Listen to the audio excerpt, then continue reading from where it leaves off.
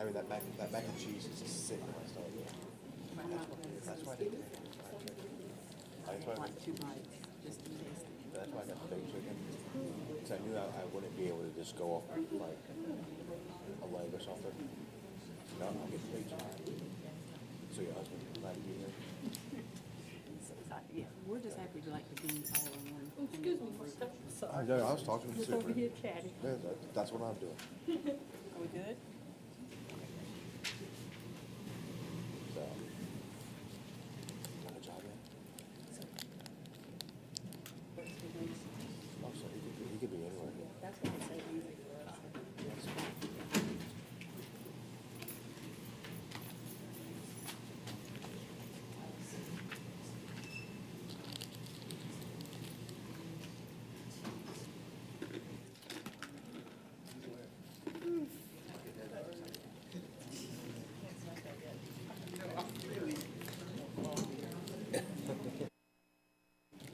Why?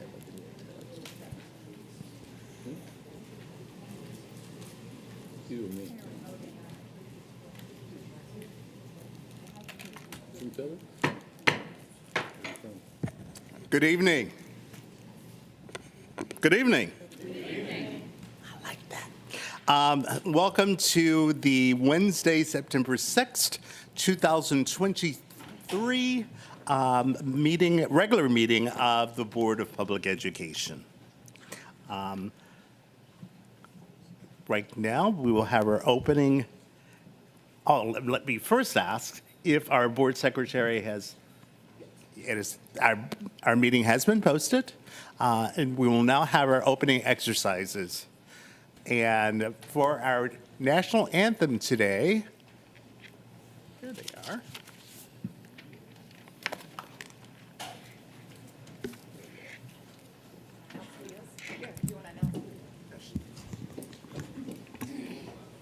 Good evening. I am happy to present a subset of the Skylight Jazz Bands this evening who will be performing the national anthem. The Skylight Jazz Band is the premier performing jazz band at Savannah Arts Academy. The group has a rich history and has traveled the globe representing Savannah and has won many awards and received numerous accolades.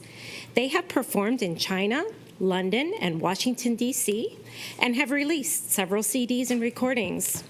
The band has been one of 12 selected to participate in Swing Central, one of the top 2 jazz competitions in the country. Members of this band have gone on to attend prestigious collegiate music programs such as Oberlin University and Indiana University. Their director, Brian Egan, is in his 26th year as a music educator and his 3rd year at Savannah Arts Academy. In addition to teaching 5 performing ensembles at the Academy, he is active as an adjudicator, clinician, and conductor for regional and district honor bands. He is sought out as a clinician nationally and internationally. He is an active freelance musician performing at many of our local churches and venues, including multiple performances with the Savannah Philharmonic and Hilton Head Symphony Orchestras. Would you please join me in standing for the playing of the national anthem and remain standing for the Pledge of Allegiance?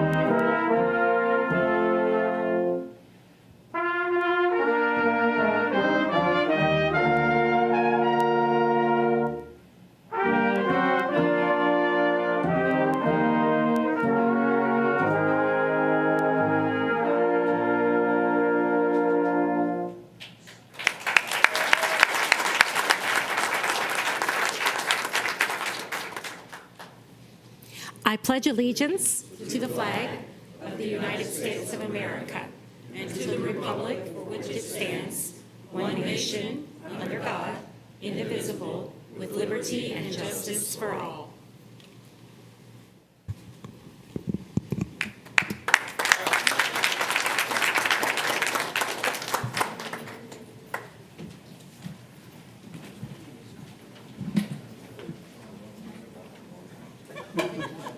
Great job.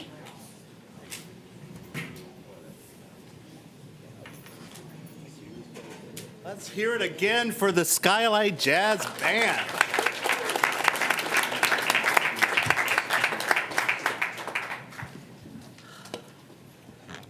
I will now accept a motion to approve the agenda. I make a motion to approve the agenda with the following revisions. Deletion of item 6.04, Board Policy JFGB, Concussion for your review, and item 7.14, M24088, Savannah Music Festival Soul Source. Addition of item 7.26 for E3 K-12 Professional Service Agreement LS3P Associates, change order number 32, and revision of item 9.13, bid 2405, EV Charging Center, Gamble Road, for funding source account line. And I'll accept a second. It's been moved and seconded. All in favor? Thank you. Now make a motion to approve the amended agenda, that the board approve the motion to amend the agenda with the addition of item 9.13, budget transfer, Fund 308, EV Charging Center, Gamble Road, 9.14, budget transfer, Fund 100, EV Charging Center, Gamble Road. Second. It's been seconded. All in favor?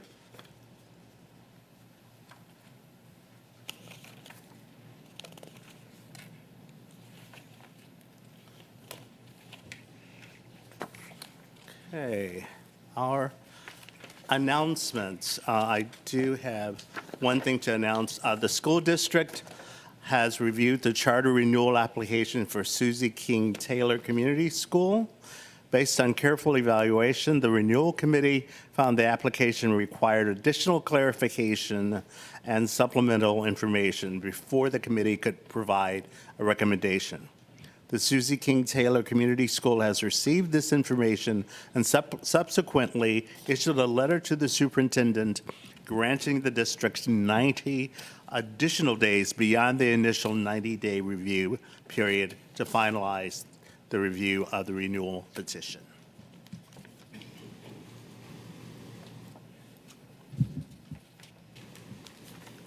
Our announcements.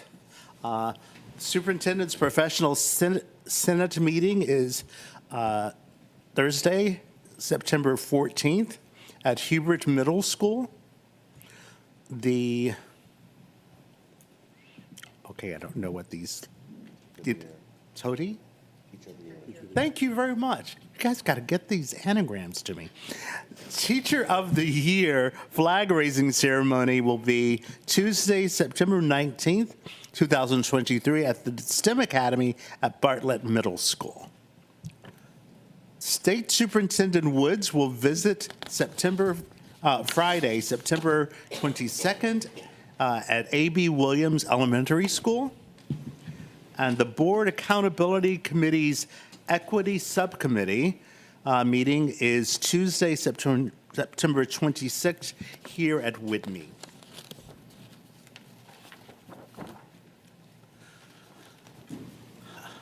Now we have some remembrances. Well, we have one. We have Mr. Jamila Morel, SPED Parapro at Gadsden Elementary School, date of passing August 26, 2023. If we could all stand for a moment of silence.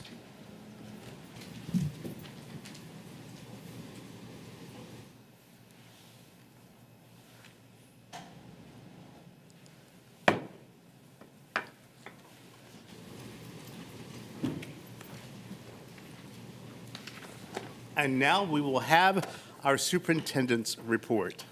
Thank you, Board President Moss. Thank you. Excited to be able to provide to our audience and our staff today my first recognition of Student of the Month. Our featured Student of the Month for August is 5th grader at White Bluff Elementary School. She's no stranger to academic achievement with an impressive record of high honor roll for all 4 quarters from her 4th grade year. She has been a media festival winner at the local and state level for the last 2 years in a row. Her nominator says this student is the quote-unquote total package. She exemplifies the behavior characteristics we expect of all of our students. She is responsible, respectful, trustworthy, and caring, and demonstrates excellent citizenship and confidence in herself. She also demonstrates empathy for the students in her classroom and helps to create a welcoming and caring environment wherever she is. This particular student excels in all subject areas, though she will tell you her favorite subject is math. She works very hard and is highly motivated to do well in school. So you all must be wondering who this student is with such a strong profile. Unfortunately, she is not able to be with us tonight, but her name is Chloe Moss. I am proud to announce that Chloe is our August-September 2023 Student of the Month. We like to congratulate her and her family and the faculty and staff at White Bluff. Special thanks to her nominator, Miss Tara Wood, who is the lead gifted teacher. And I'm not sure if that teacher is here to accept our token. She is, right?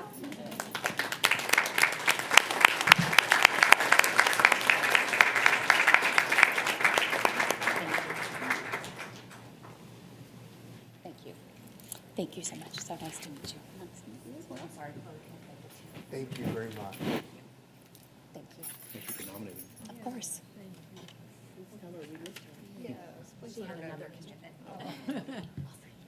Thank you.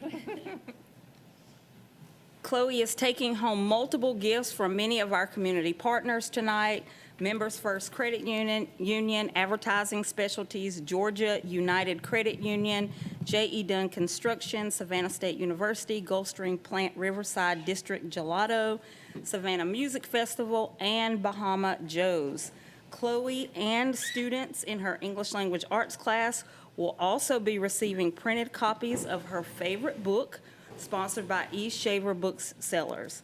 Lastly, Chloe will take home a portrait by Upscale Photography provided by Savannah-Chatham County Public Schools.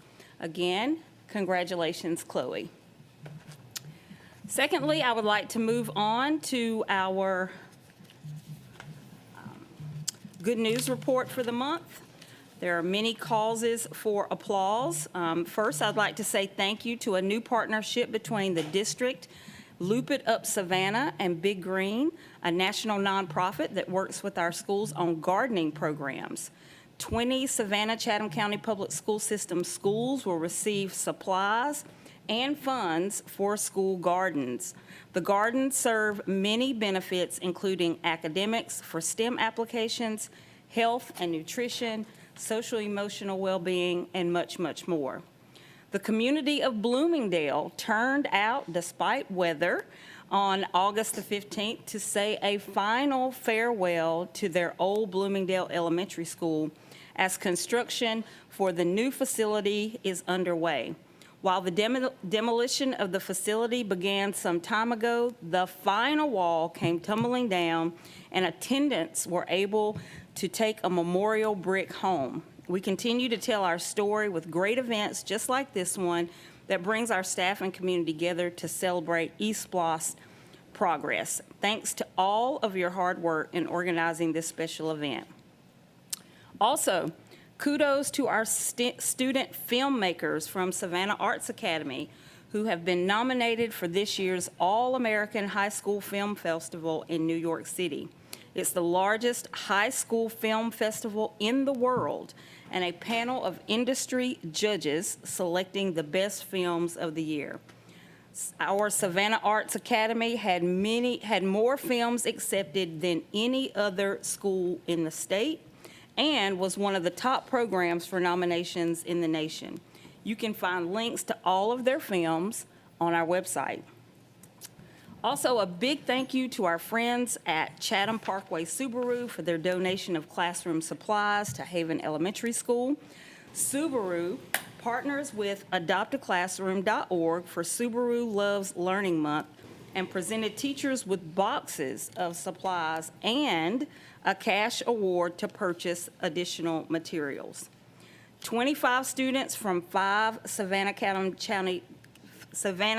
County Public School System high schools, including students at Jenkins, Islands, Woodville, Tompkins, New Hampstead, and Windsor Forest, have earned academic honors from the College Board National Recognition Programs.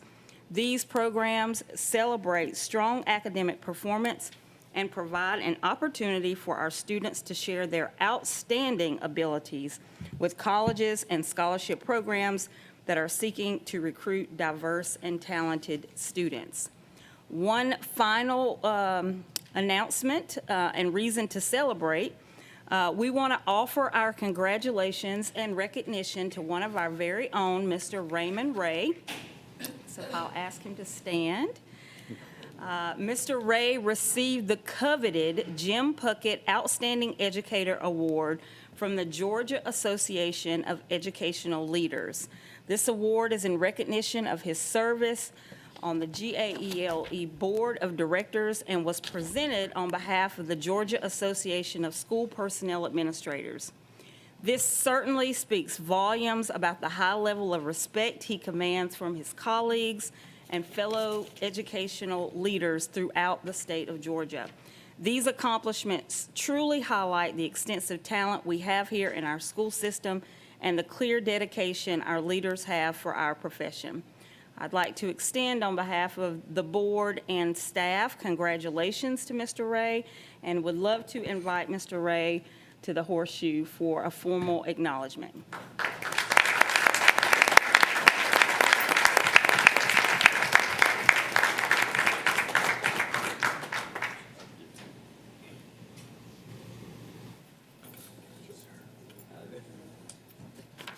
Keep up the great work. Thank you.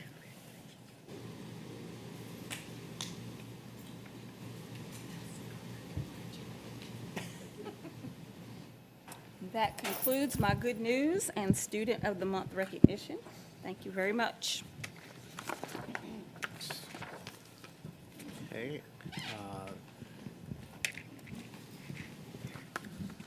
We now have a report from Professional Senate. Good evening. The report is kind of short this month. We have our first meeting next week. We did sit down with Kurt and we fleshed it out and we're excited. I've worked with Sherry Goldman and Beth Whalen. They are wonderful to help and assist us. So we can't wait to see all the wonderful work we're going to do this year, Dr. Watts. Thank you for meeting with me and helping us plan it as we move forward. Pleasure. Thank you very much. Before we go any further, I do have to make an announcement. David Bringman had a medical emergency, and he sent this message. He says he had a medical emergency, no worries, and have already been worked on by 4 Johnson, 2 Beach, and 1 Savannah High graduate.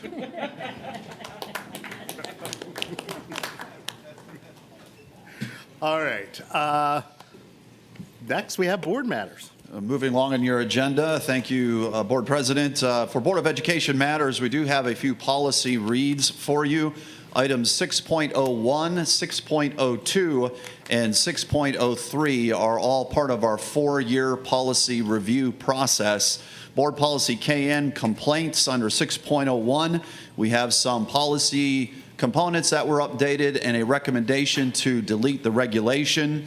Board Policy LEBA, parental involvement, item 6.02. Also policy revisions to bring that policy in line with the intended use under Title I schools and federal use of funds. and the regulation recommendation to delete. Board Policy ABCDA is board member unexpired term. Under the 4-year review, there are no recommendations for policy changes. Subject to the board's final review, we would like to consider this one completed under the 4-year review process. Okay.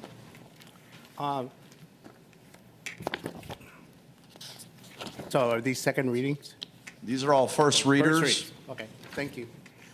We do have someone here to speak on the LEBA parental involvement. Christina Magana?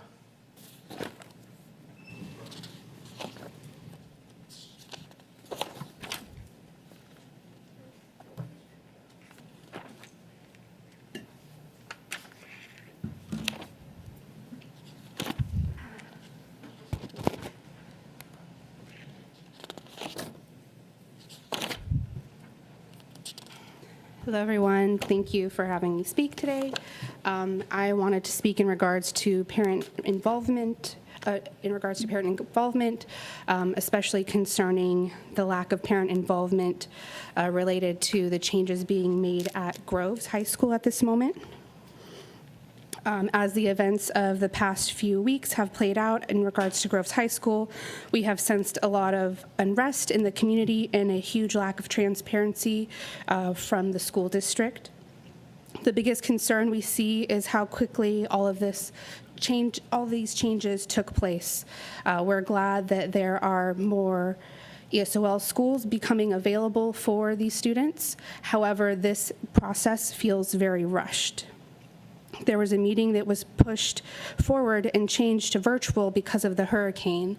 I understand it's short notice, we need to make sure everyone's safe, but at the same time, it's a very major change, and parents deserve more than 24-hour notice of this virtual meeting that is impacting their students.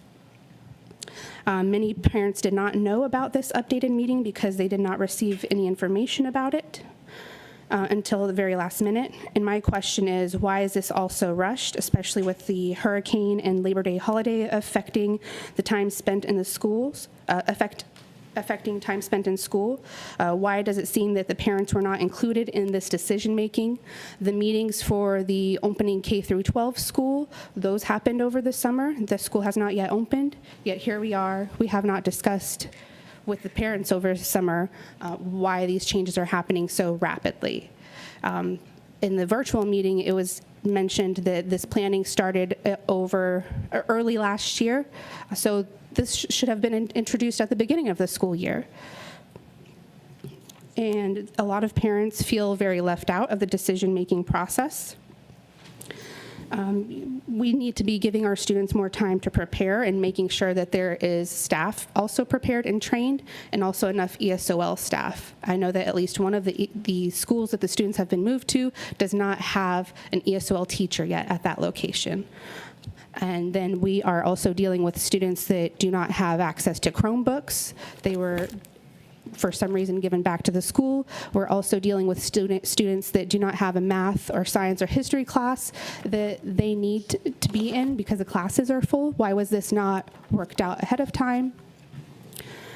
So although we are glad that ESL students will have more options for high school, this definitely needs to be reconsidered, rushing so fast. And we just approved more funding within the district to assist these students in having more resources. So please consider parents, and especially making sure that resources and information are available in Spanish when making such big decisions for these parents and students. Thank you so much. Thank you. Mr. Hadeker. Thank you, sir. Moving along in your agenda, subject to any other comments on the policy actions of 6.01, 6.02, and 6.03, which again are first readers. Hearing none, item 6.04 is a deletion. We will plan to continue to work on the policy surrounding concussion and bring that back for the board's first reader in October. Item 6.05 is an action item for the Board of Public Education. As each year, the Georgia Boards of Education across the state are required to submit an annual local board governance training plan. The 22-23 board's training plan has been revised and subject to completion with the verification of hours completed by our Board of Public Education will be submitted officially to the state for their records. Before that, the board must officially adopt it at a public meeting. Thus be it resolved that the 2022-2023 revised local board governance training plan be adopted to coincide with the FY 22-23 local board governance annual training plan report, which will again be submitted to the State Department of Education by September 30th. Ms. Hoskins-Brown.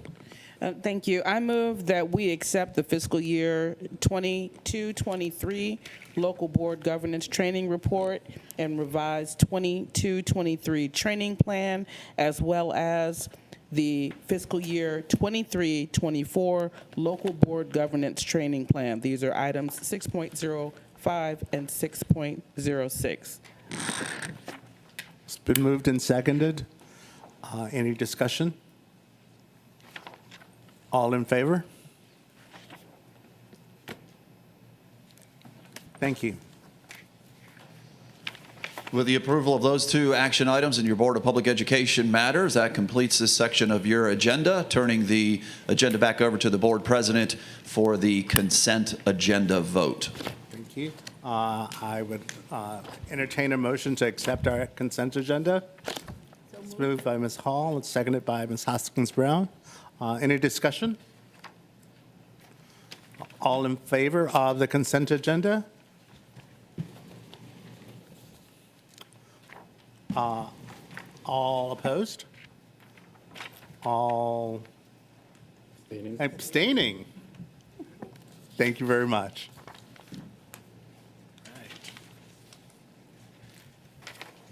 Okay, I'll also accept a motion to approve the minutes for the meeting held on August 9th. Sorry? That's probably consent. It was, oh, that's right. I'm sorry, it's in consent. And we're moving on. You're already tired. By the way, it's so good to see so many people here tonight. Thank you. We are now going to have a report from academics on our GMAs and academic strategies. Good evening.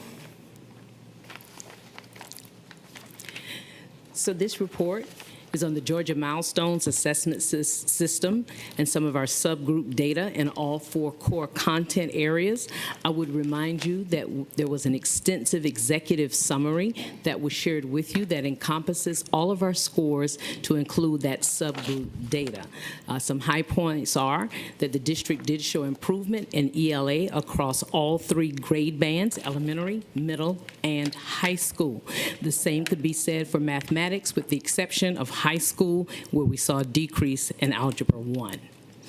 Also, we saw gains in elementary science, middle school science, high school biology, and middle and high school social studies as well. Our next steps. Our tiered support structure for schools. We have tiered schools based on the content mastery scores, and we provide layered support based on their needs. If a school is carrying a state designation, and we currently have 6 schools that are, then of course they are provided support from the state. We also have increased academic affairs support visits per month. There's required professional learning. There is actually focused monitoring of the school improvement plan to include monitoring their 45-day action plans that lead them to accomplishing the goals in their school improvement plan. And there's a keen focus on leadership coaching with the leaders of the building, the principals, assistant principals, academic coaches, and lead teachers. Also, for those schools that may be in a different tier and they're maintaining their status and they're growing and excelling, we require a 3-year teaching and learning innovation plan to support how they will continue to grow and be more creative. our increased school-based support for teaching and learning, a literacy effectiveness officer. We are currently in the process of advertising for that position. Also providing district-wide leadership in our K-12 literacy curriculum and instruction that is aligned to the science of reading with a focus on K-5. Also, we have added specialized instruction program managers who will have an instructional focus and push into schools to support our teachers and leaders as it relates to our students with disabilities. And we've expanded our English language learner support. So additional next steps. We have district data team meetings now. Our first was actually yesterday.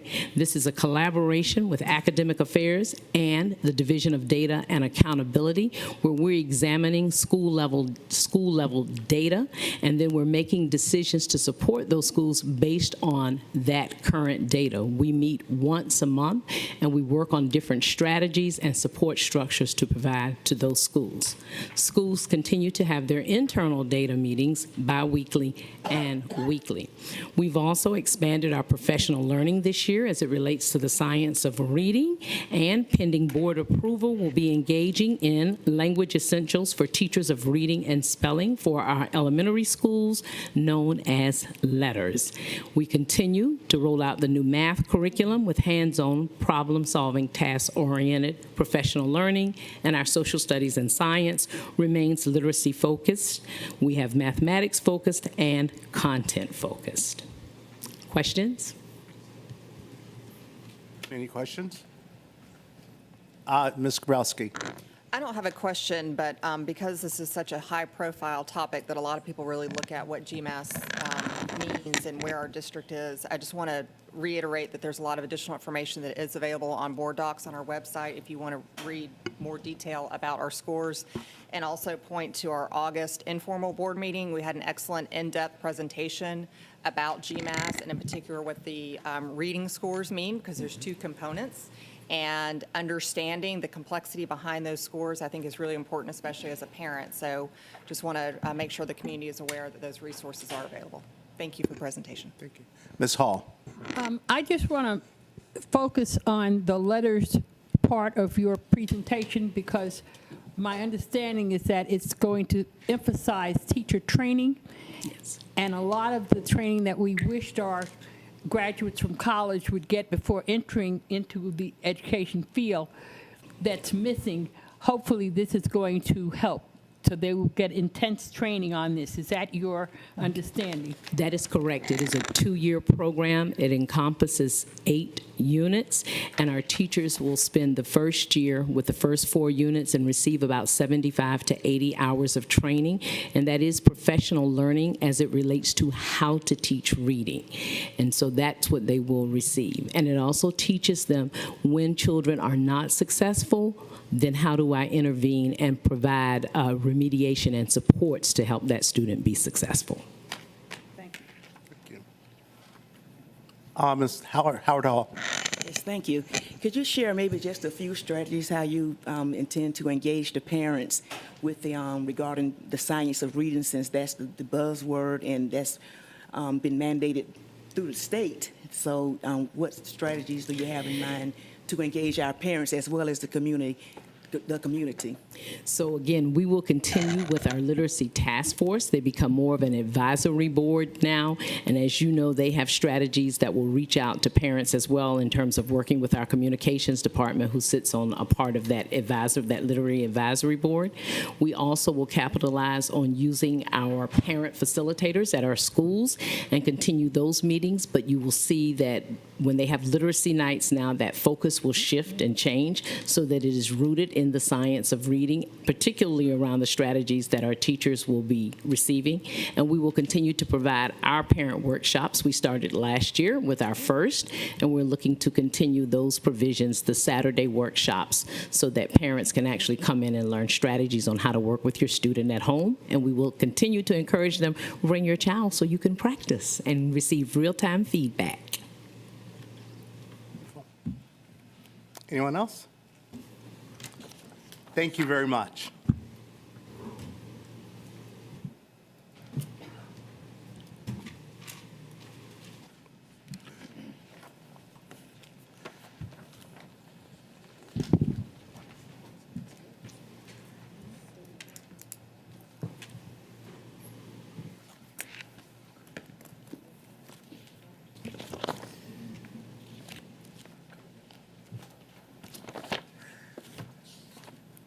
Thank you. Good evening.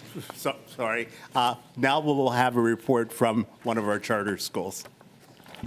Good evening. I'm Barry Lawless, the Executive Director of Savannah Classical Academy, and there's 5 charters in the district for our viewers out there. I'm the one that got the short straw, and so that's why I'm presenting tonight. But all of the charters have things to report as well, and they have strategies. So this is not encompassing all of the strategies that they have in their charter schools.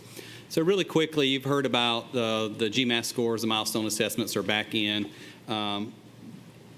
Couple of slides over grades 3, 5, and 8. Those are some transition areas that are very important to us.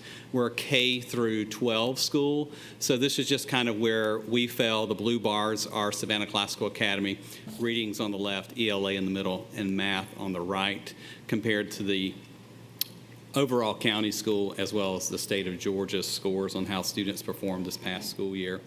And then there's 5th grade reading, 93.1%, very important.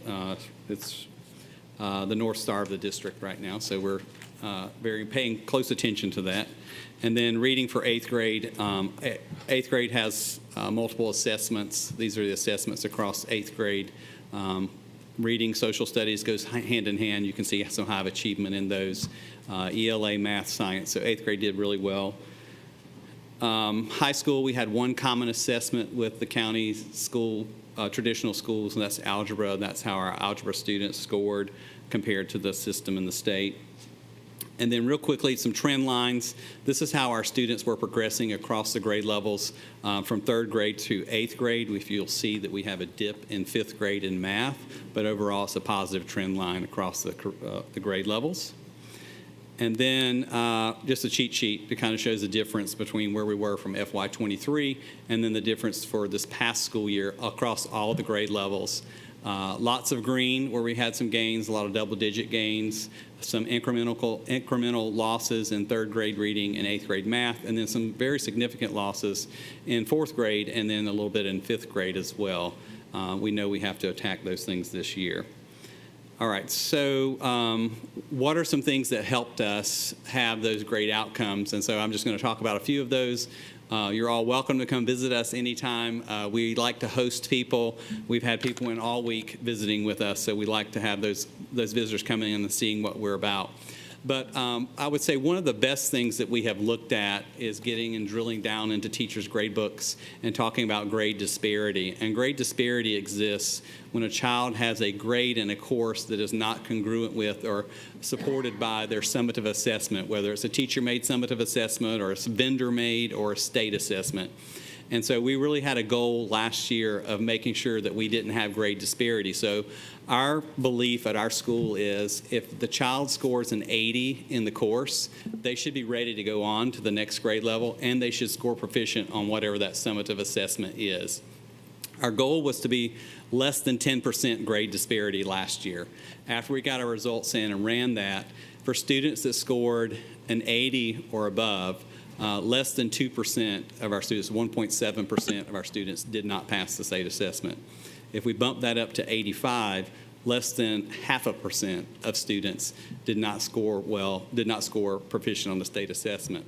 So when we're talking with our parents, we're really telling parents that 80 is enough content to master and be successful and go on for the next content grade level, whatever it is. But below an 80, there's some concerns and some holes. You're passing at 70, but between 70 and 79, there are some concerns and things we need to work on to make sure you're supported at your next grade level. And you may not be successful on those summative assessments when you're seeing all of the content at once.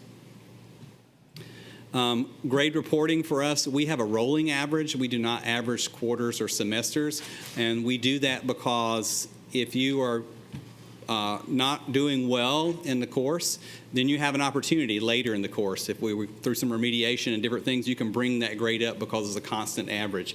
And that's a lot easier for parents to understand when you start trying to talk about averaging averages, and students. Students understand it better that way when they know that the grade I make today can impact my average from a month ago, up or down. And so we like that.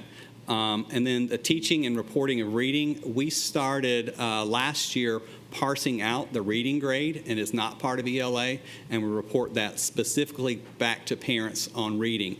This year, our objective is to be a little bit more transparent with that and prescriptive with parents. And we're fleshing that out with our instructional staff and our teachers right now. They're doing a wonderful job.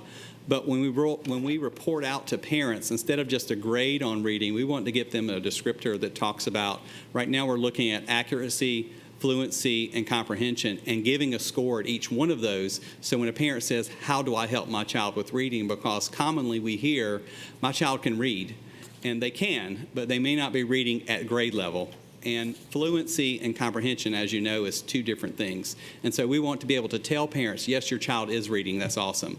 But they may not be at the grade level they need to be. Or they have words, they have decoding, but they need to work on their comprehension. And so we're working on a way to try to report that out in a more descriptive manner versus just a grade to parents.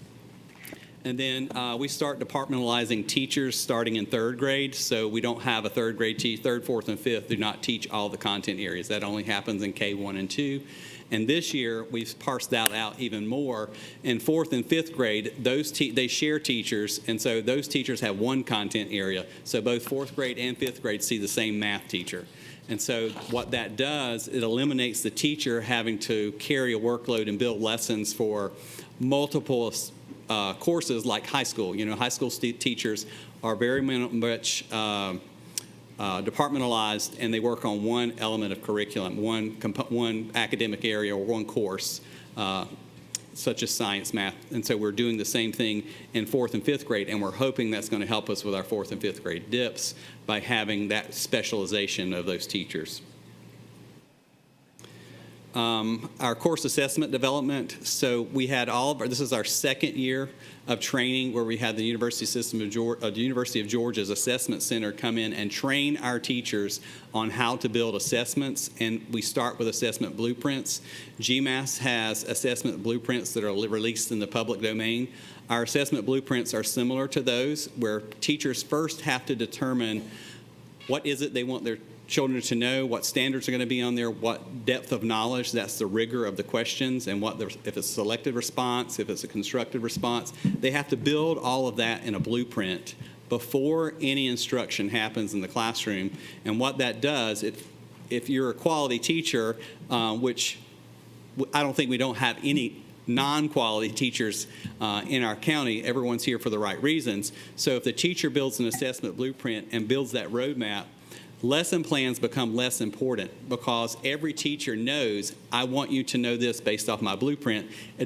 We're not checking lesson plans anymore because the teacher is going to instruct based on what they want them to know off the approved assessment and assessment blueprint. When we're building some of these assessments, we have benchmarks. I'll talk with those in just a minute. Teachers are part of that, but they don't get to see those benchmarks until after they're built. Again, lesson plans are something that I know it's an Achilles heel for some teachers, and we have given up on the lesson plan format and all of that. Assessments and assessment blueprints really drive what we're looking at in the school. And I know this is a lot of numbers and boxes and all that stuff, but this is an assessment blueprint. This is what a teacher would build before they give a classroom assessment. This is also the blueprint that we would build before we give our benchmark assessments, and I'm going to talk about those. So this tells us what standards, how many questions, what's the depth of knowledge, how many depth of knowledge questions will be DOK 1, 2, or 3, and then how many are selected response, how many may be short answer or an essay question.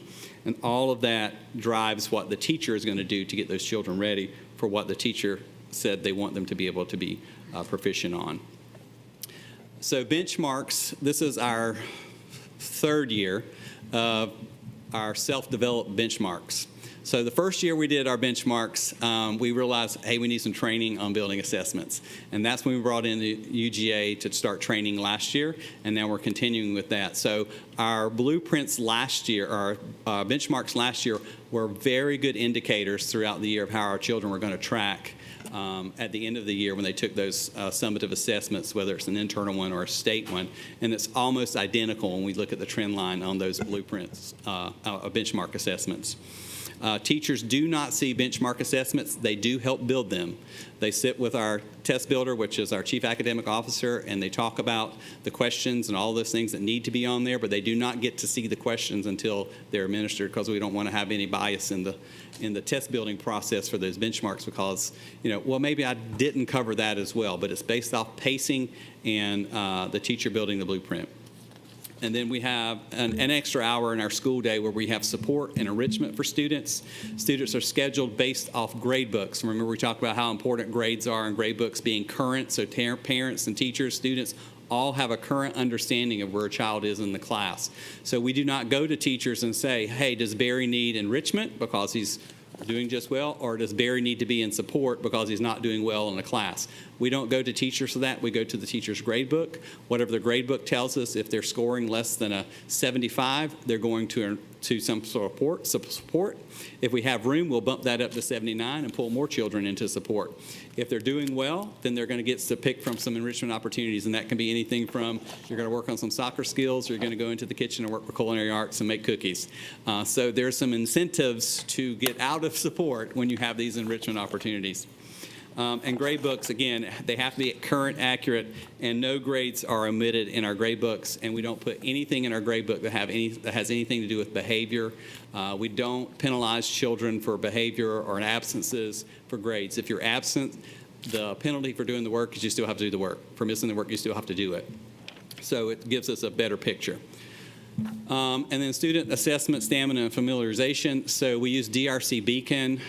That's a state tool that's developed to help schools prepare children for GMAS. It's in the same format, and they can see how that assessment's doing. All of our materials that we bought for our teachers has some kind of online component, and we load that into our online assessment. So students are taking classroom assessments online, so they're familiar with that process, and it helps build stamina when they have to take those state tests or summative assessments. All of our teachers have after-school tutoring sessions, at least one. Many of our teachers have more than that, and we do that, again, part of our school day. All schools do this, but it's worth mentioning, protection of instructional time. We really minimize any kind of disruptions to instructional time. All schools do that, but it is so important that we don't interrupt those things. And then if we have common classes, we have 2 second-grade teachers teaching social studies. Both of them have common pacing and common expectations and common assessments, so it should be the same rigor, expectations, and outcomes no matter which teacher you have.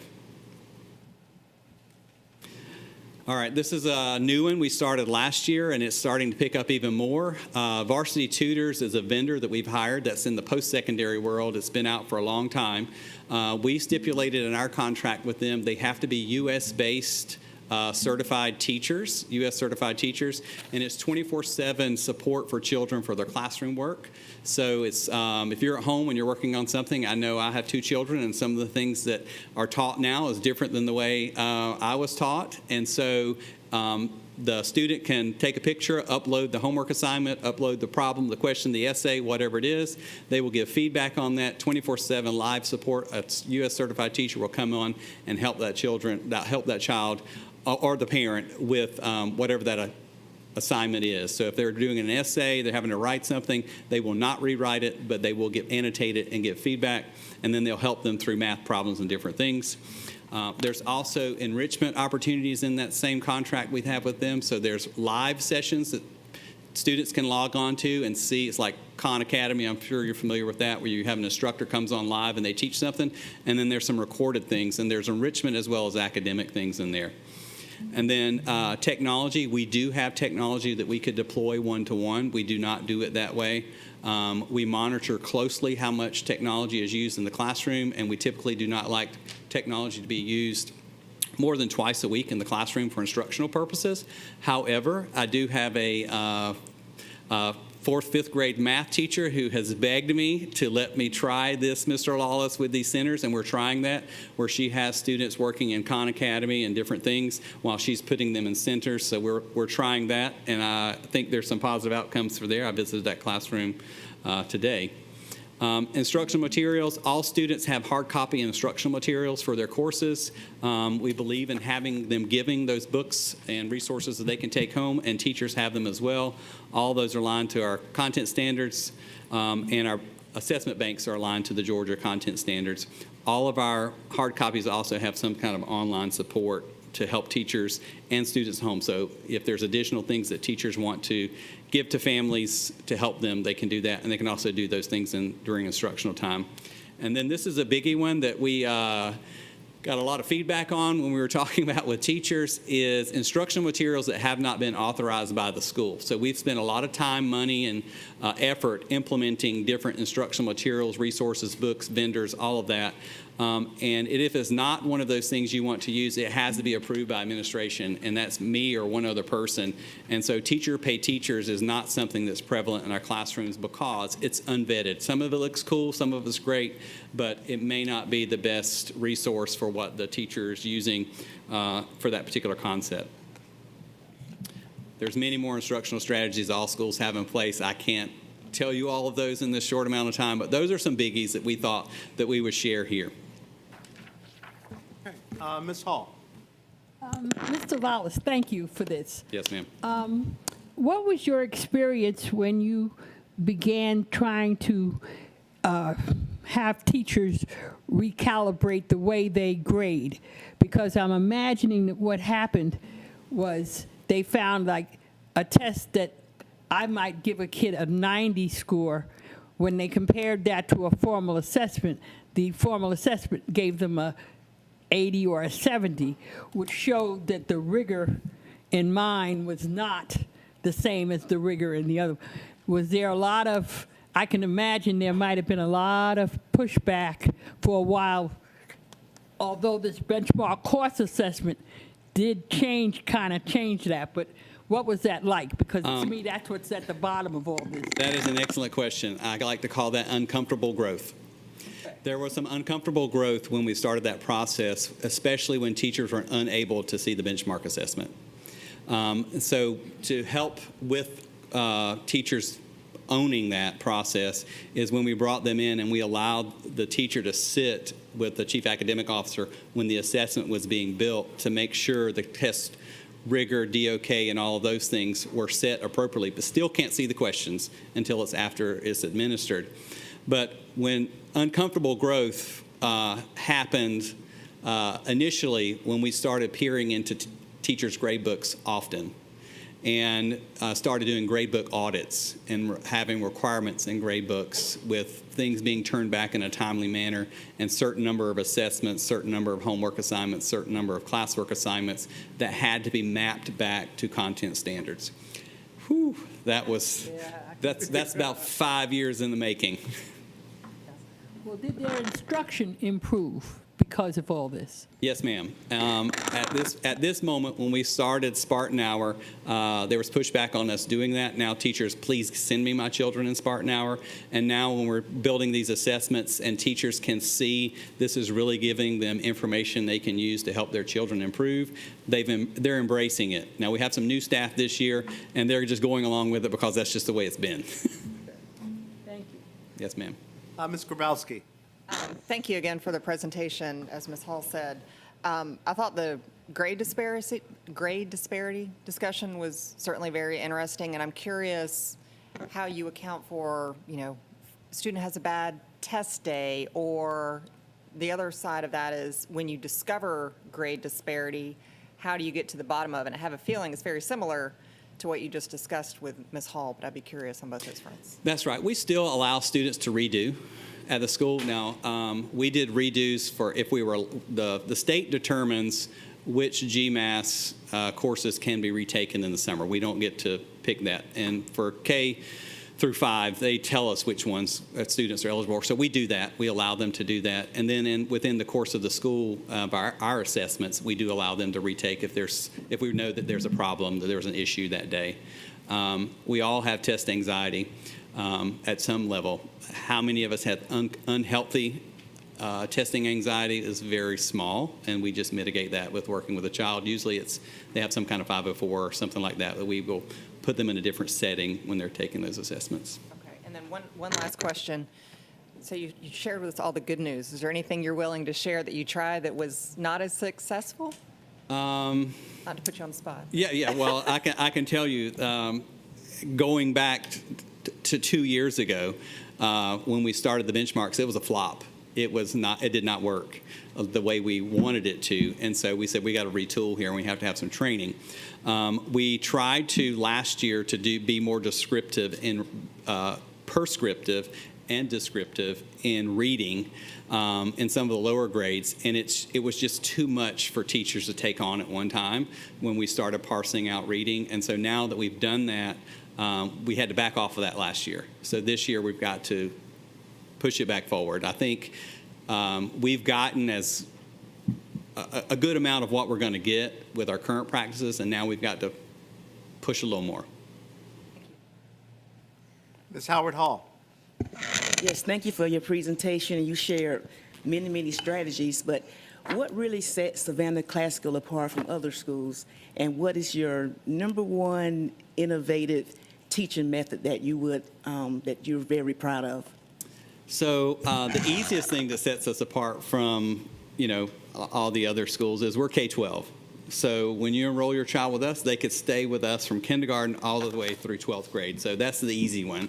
And then because we're so small, that's another factor to think about when you're looking at our achievement. We do not have 15, I've been a principal in this county with 1,500 students. It's very different when you have 1,500 students versus 400. So that sets us apart, that we are small, we're K-12, and then our instructional, overall, our mission is, and our belief is, the teacher is the purveyor of knowledge and content and controls the classroom. And so you control that classroom through management of students, you control that classroom with what the content you're putting in front of the children, and you're controlling it with what you plan to do that. I tell my teachers, planning for what you're going to do in the classroom is 50% of the job. The other 50% is performance in the classroom. Mr. Johnson. Thank you for your report, Mr. Lawless. I just want to say that I remember you standing up here a few years ago and your scores didn't look like this. But one thing I can say, what you've done over there and how your scores have been consistently trending upwards, that's a good thing, and I'm very happy to see that, and please continue the good work. Thank you. Shout out to all our teachers. They made it happen. There you go. Thank you. Thank you very much. Okay. Our next subject is Lexia Language Essentials for Teachers. We have a speaker on this, don't we? Yes, So we have a speaker on this one? we will. I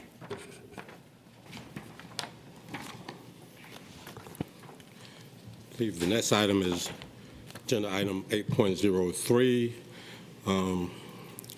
Lexia Language Essentials for Teachers of Reading and Spelling, Letter Source Purchase. For those that are viewing, these items have been presented to the board, and they have been publicly posted on board docs. Staff is recommending award to Lexia Letters Professional Learning Suite as a sole source to be used for science of reading training for K-5 teachers, administrators, and district leaders for the FY 23-24 and FY 24-25 school year at a total cost of $2,726,050. Funding source would be the use of fund balance in the general fund. Thus, be it resolved upon the recommendation of the superintendent that the board approve the one-time use of general fund balance and sole source purchase of Lexia Letters, Science of Reading, Professional Learning Suite for a total cost of $2,726,050. Thank you very much. Do I have a motion? Ms. Hall? Do I have a second? It's been moved and seconded. We do have a speaker to speak on this. Ms. Beth Maggioroni.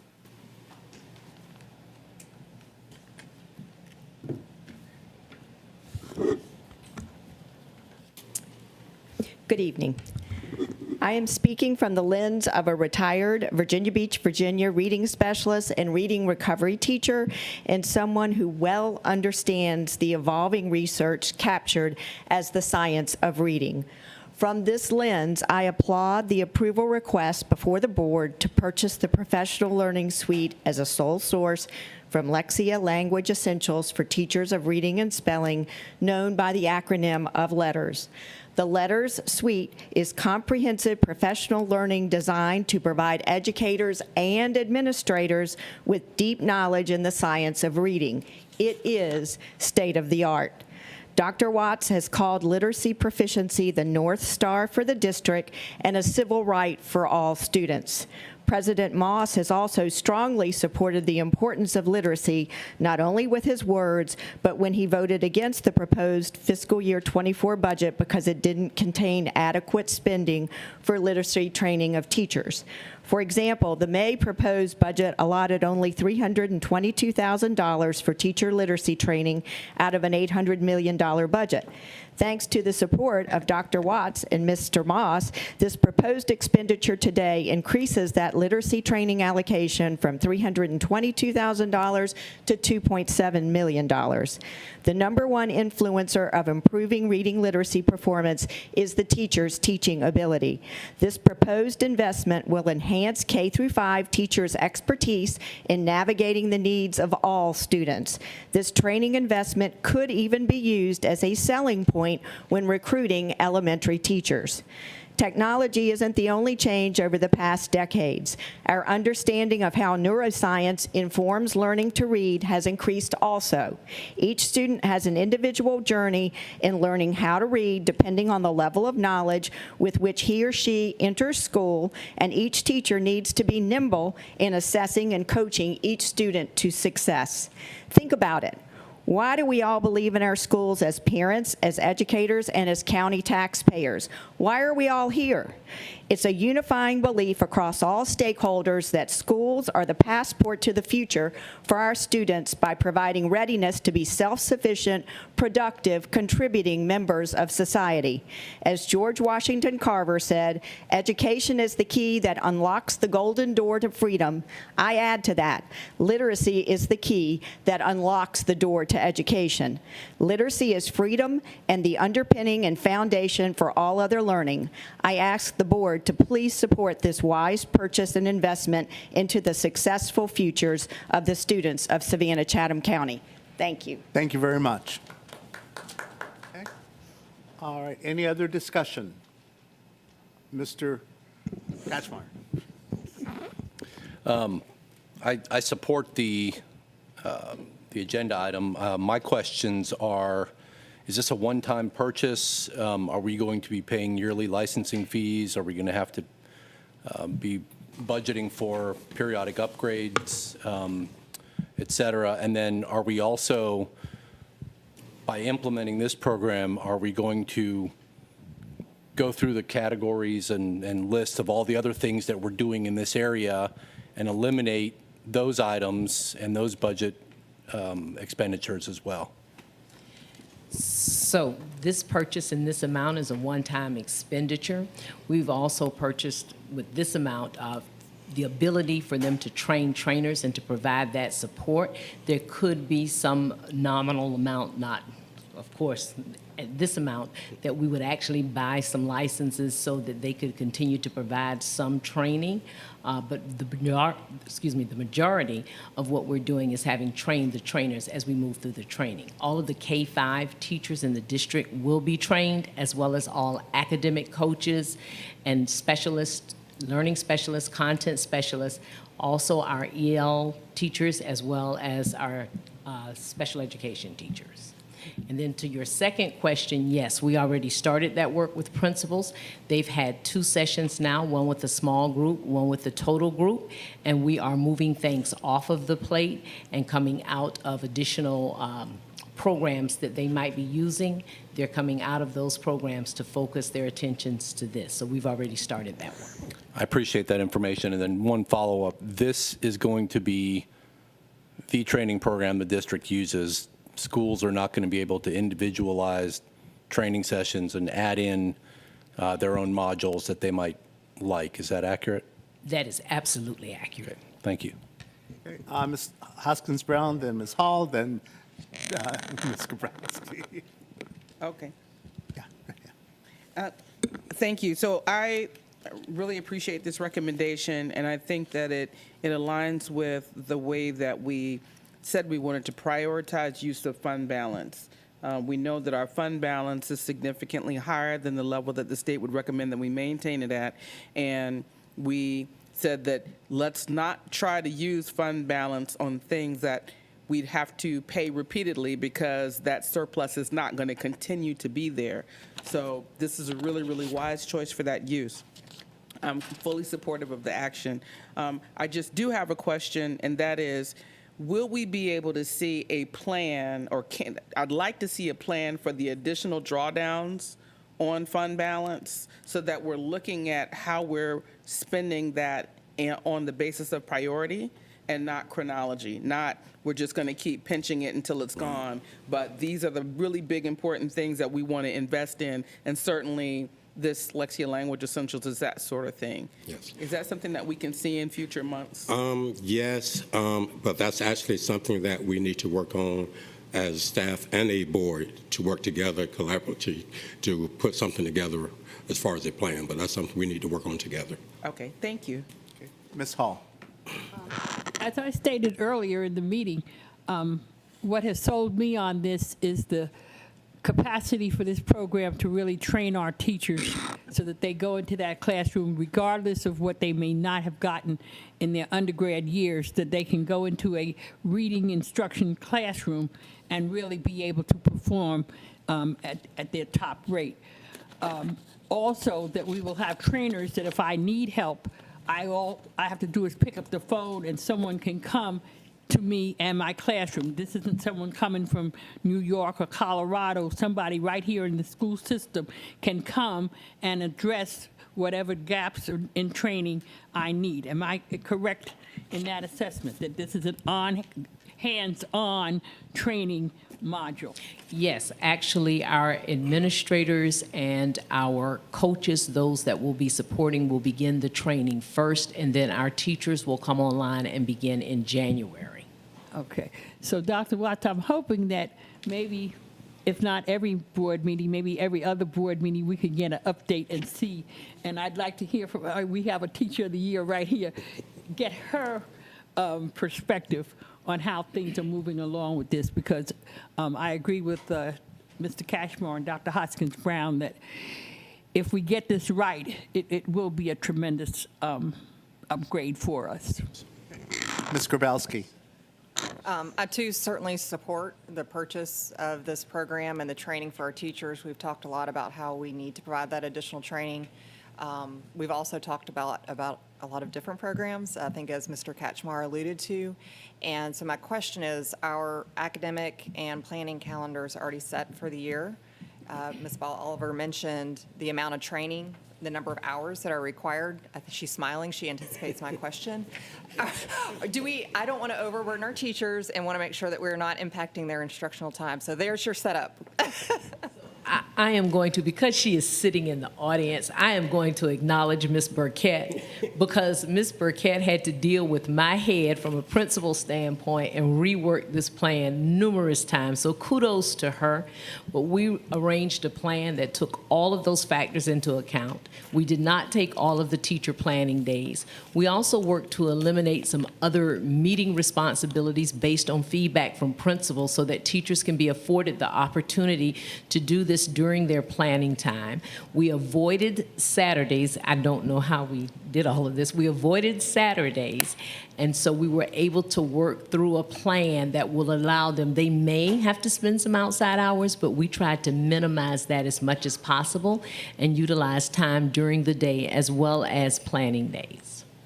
Well, and thank you very much. I knew you had thought through it, but it's great to hear it out loud. And I hope that maybe through our Teacher Senate, it's an opportunity for that feedback to continue to come through so that we can hear firsthand from our teachers, because this will be an ongoing training, obviously, so we got new teachers on board, to make sure that it's a balance where teachers can still be effective as they need to be in the classroom and get the training they need and not feel overburdened and overworked.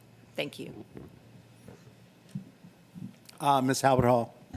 Yes, I'm also in support of this agenda item, and I know that Title I funds are used to supplement, so how will we be able to use those funds to supplement science of reading with the letters?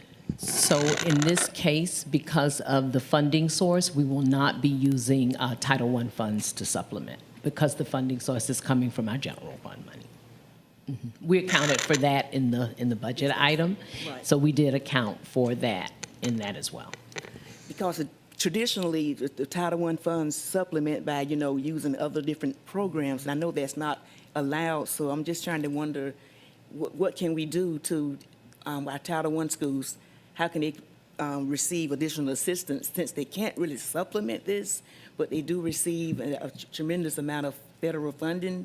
So how could that take into action to assist with this? So we'll look into that maybe from a coaching perspective, but I will tell you that as we further explore this and looking at our teachers and thinking about what's been said about teacher training, we did go ahead for every school and purchase the Platinum package. So every school has all of the trainings and supports that will come with it, all of our elementary schools. Mr. Johnson. Well, I just want to say that I think we're all in agreement that we're all going to support this. I think that's an incredible and amazing opportunity for our students and our staff and our district and our county as a whole to be able to take something that has been proven to work, and as long as we use it correctly and in the right way, our students are the ones who are going to be successful and benefit from this the most.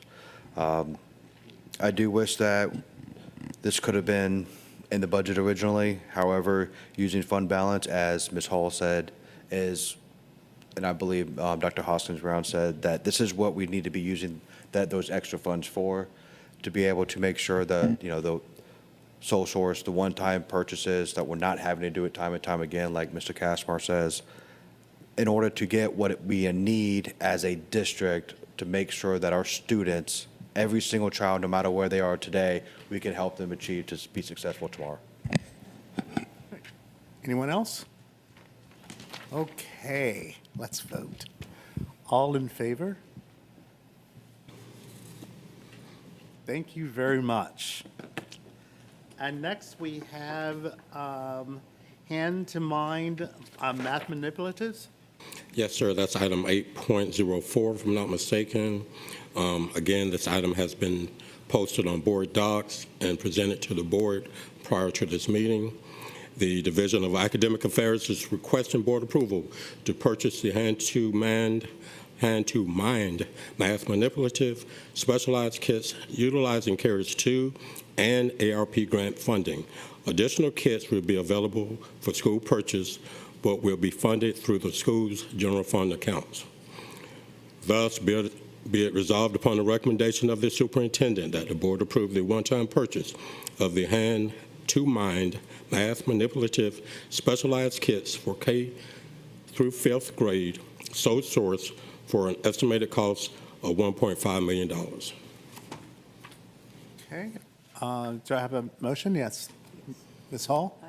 And second by Mr. Johnson. Any discussion? Just the same questions coming up.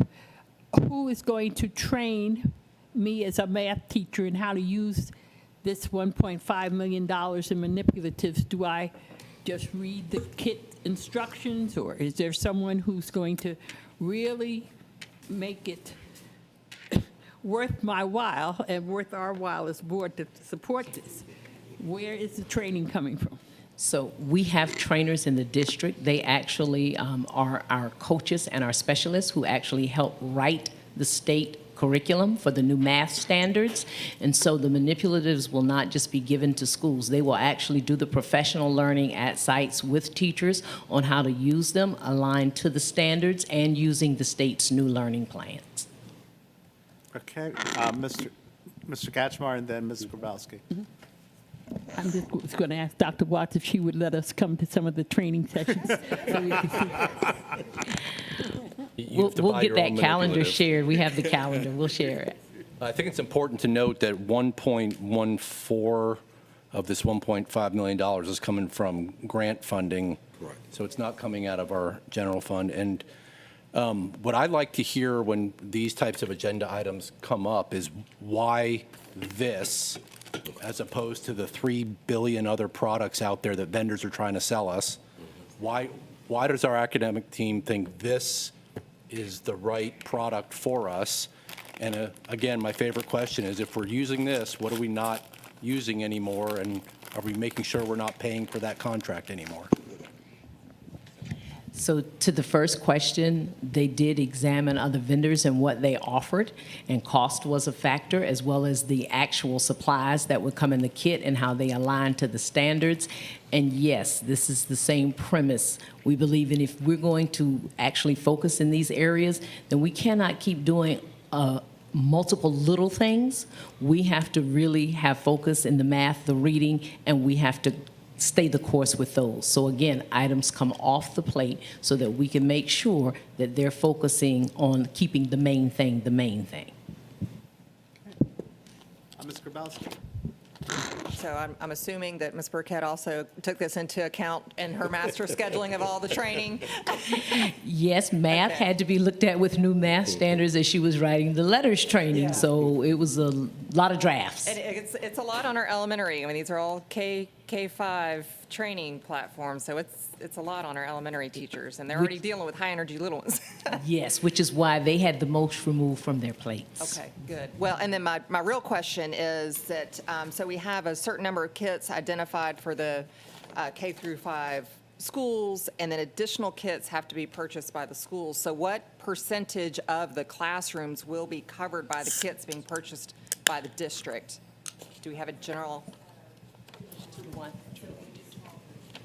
Small group 2-to-1 kits, so 2 to 1. 2 students for 1 kit for every elementary homeroom. Okay, thank you.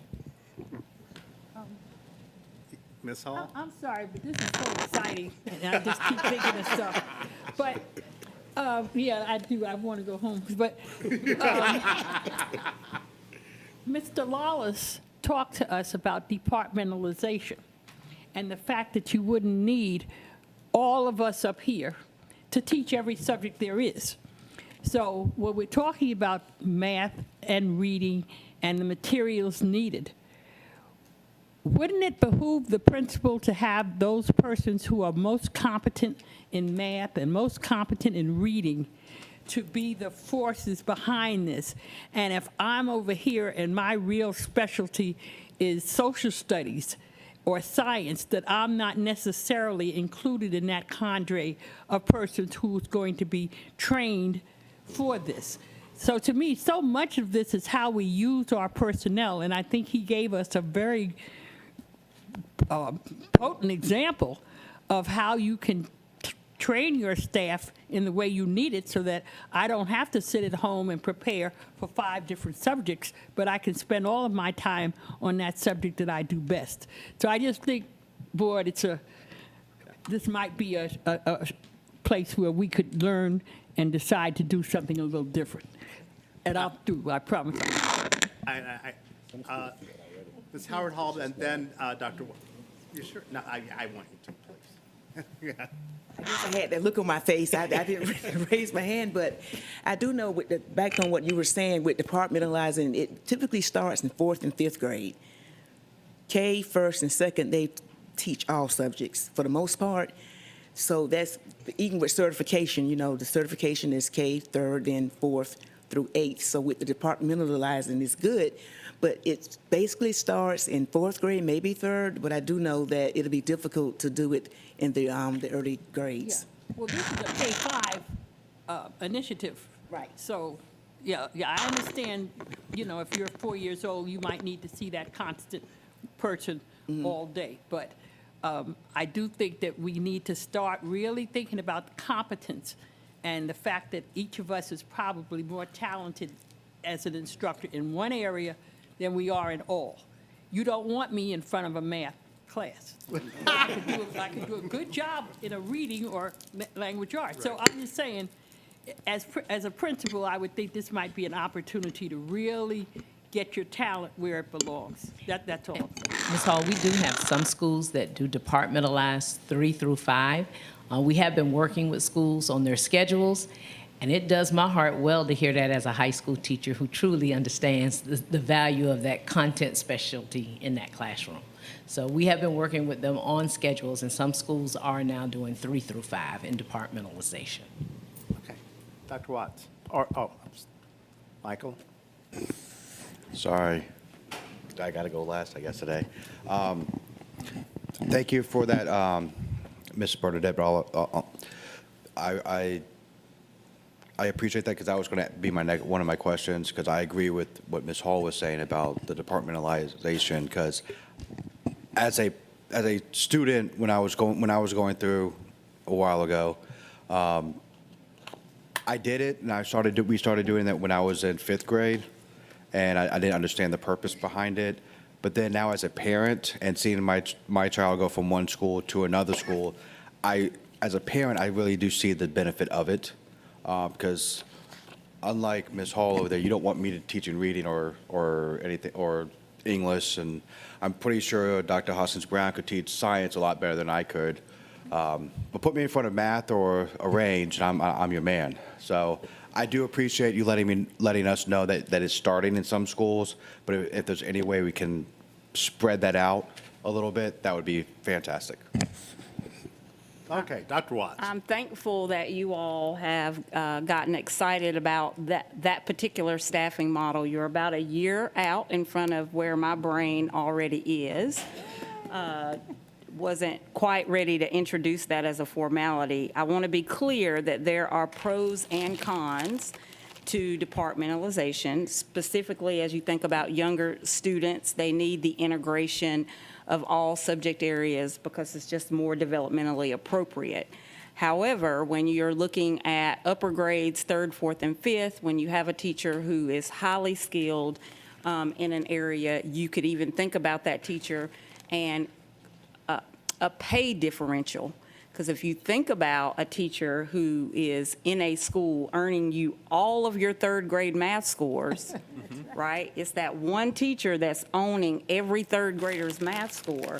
You're putting a big bet on that teacher. So it has to be a teacher who's very highly skilled with proven results. And I believe I know there are ways that you can match that with commensurate pay.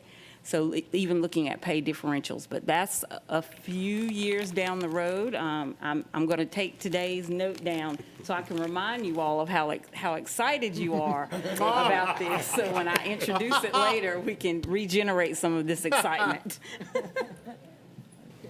All right. Any more? Okay, great. Let's vote. All in favor?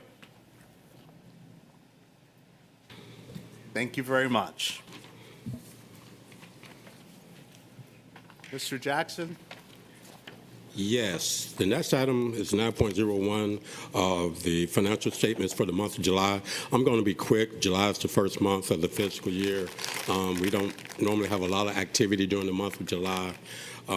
The financial statements were presented to board members, and if you all don't have any questions, we can move on to the next agenda item.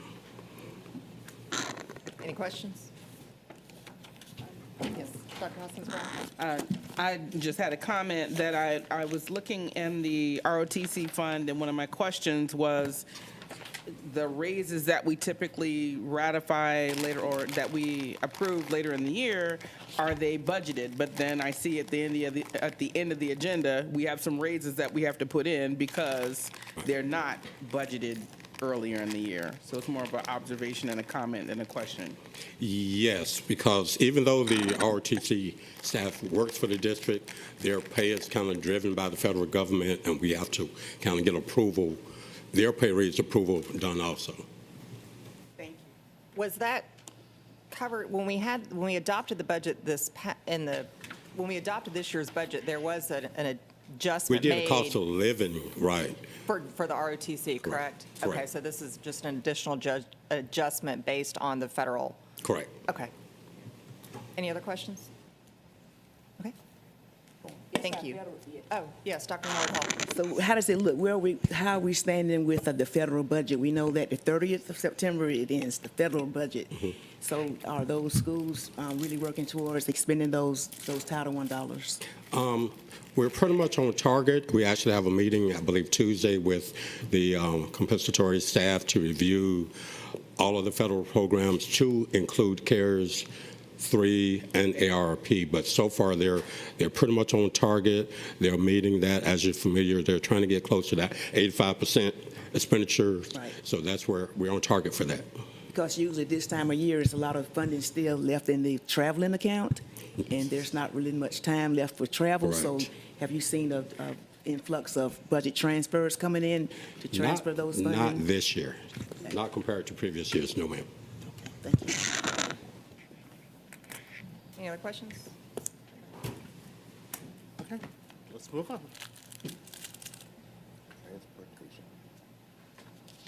Okay, I'm done. Transportation, stewardship of transportation. And we have Ms. Kaler.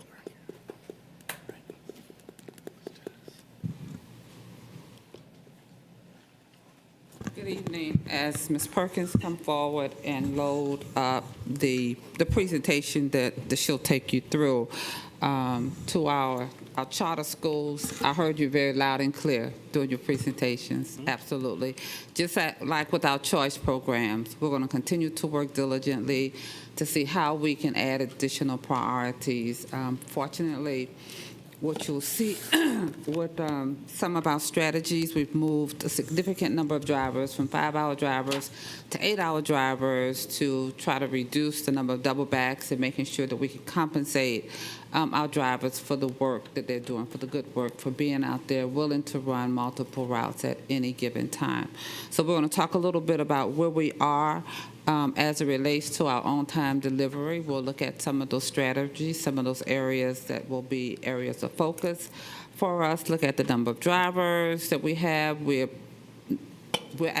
have all of the monitors that we actually need, so we're going to start working to develop a program to have our monitors consider coming over to be drivers. We're working to have a bench of monitors, but at this point, we have all of the monitors that we need, so we'll continue those efforts as it relates to bringing drivers on. There's a lot of conversation around the country.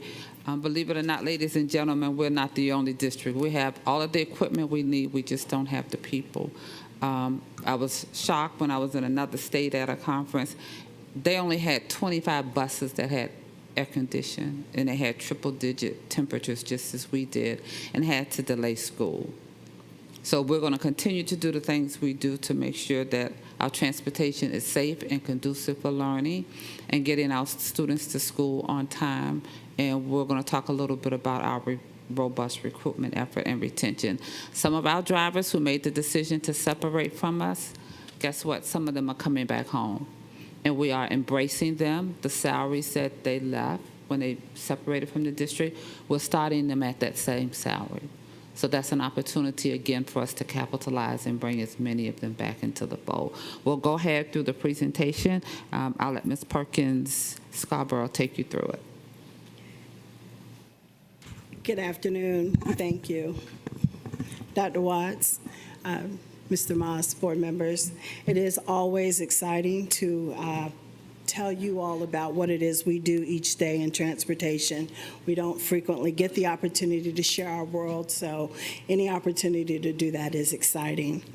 As Mrs. Miller-Kegler has said, we're going to talk about some of the strategies we have in place to combat our driver shortages.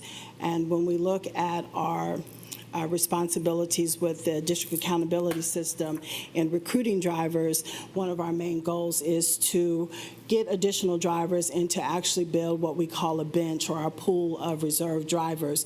Those are drivers that we have in excess of the required number of drivers to operate the routes that we have in place for students.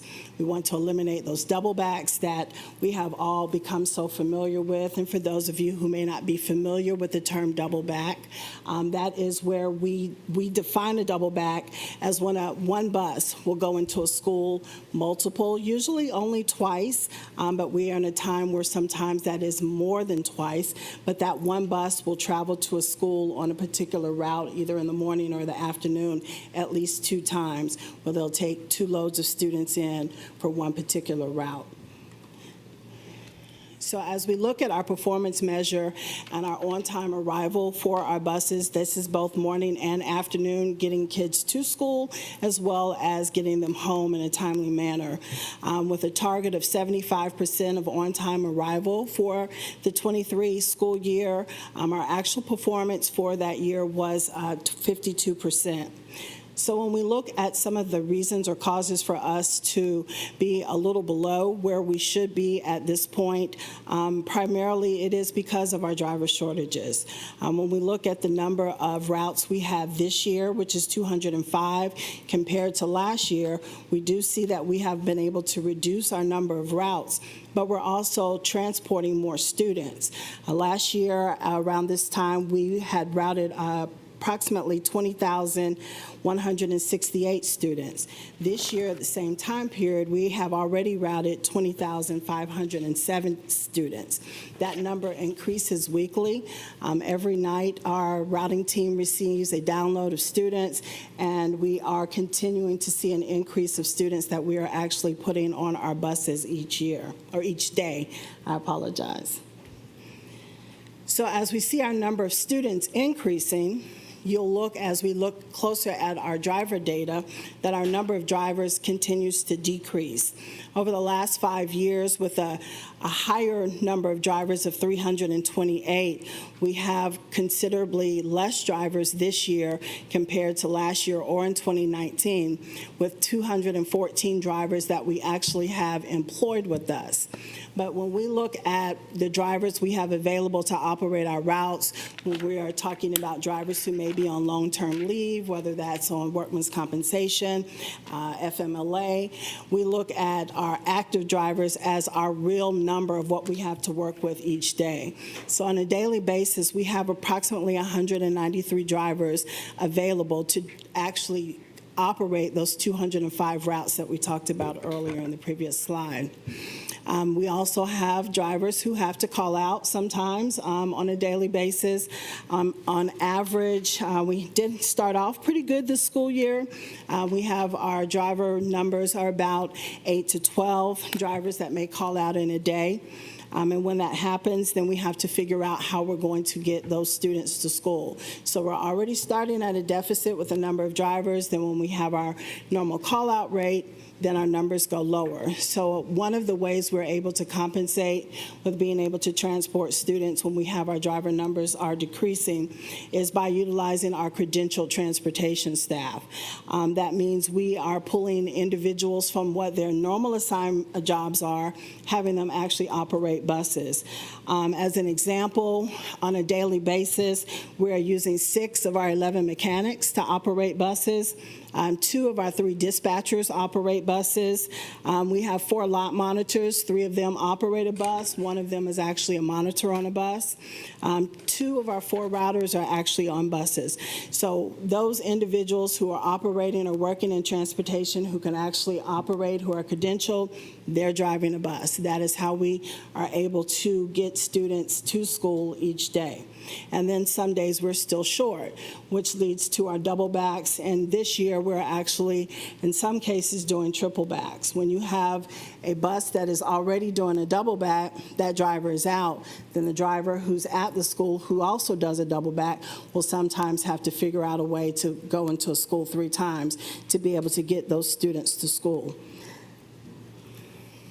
So we look at some things that we can do within the department with what we have available to work with and strategies to try and improve our performance. And always we are looking at route optimization. That is something that occurs from the first time that we begin to build our routes in the summer.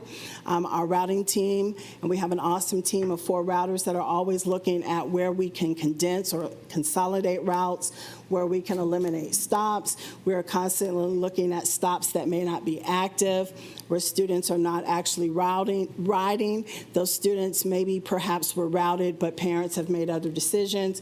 And so we're always looking at places where we can combine routes, optimize routes each day to be able to reduce the number of drivers that we are actually going to need to operate our routes. We are always looking at adjustments to route times.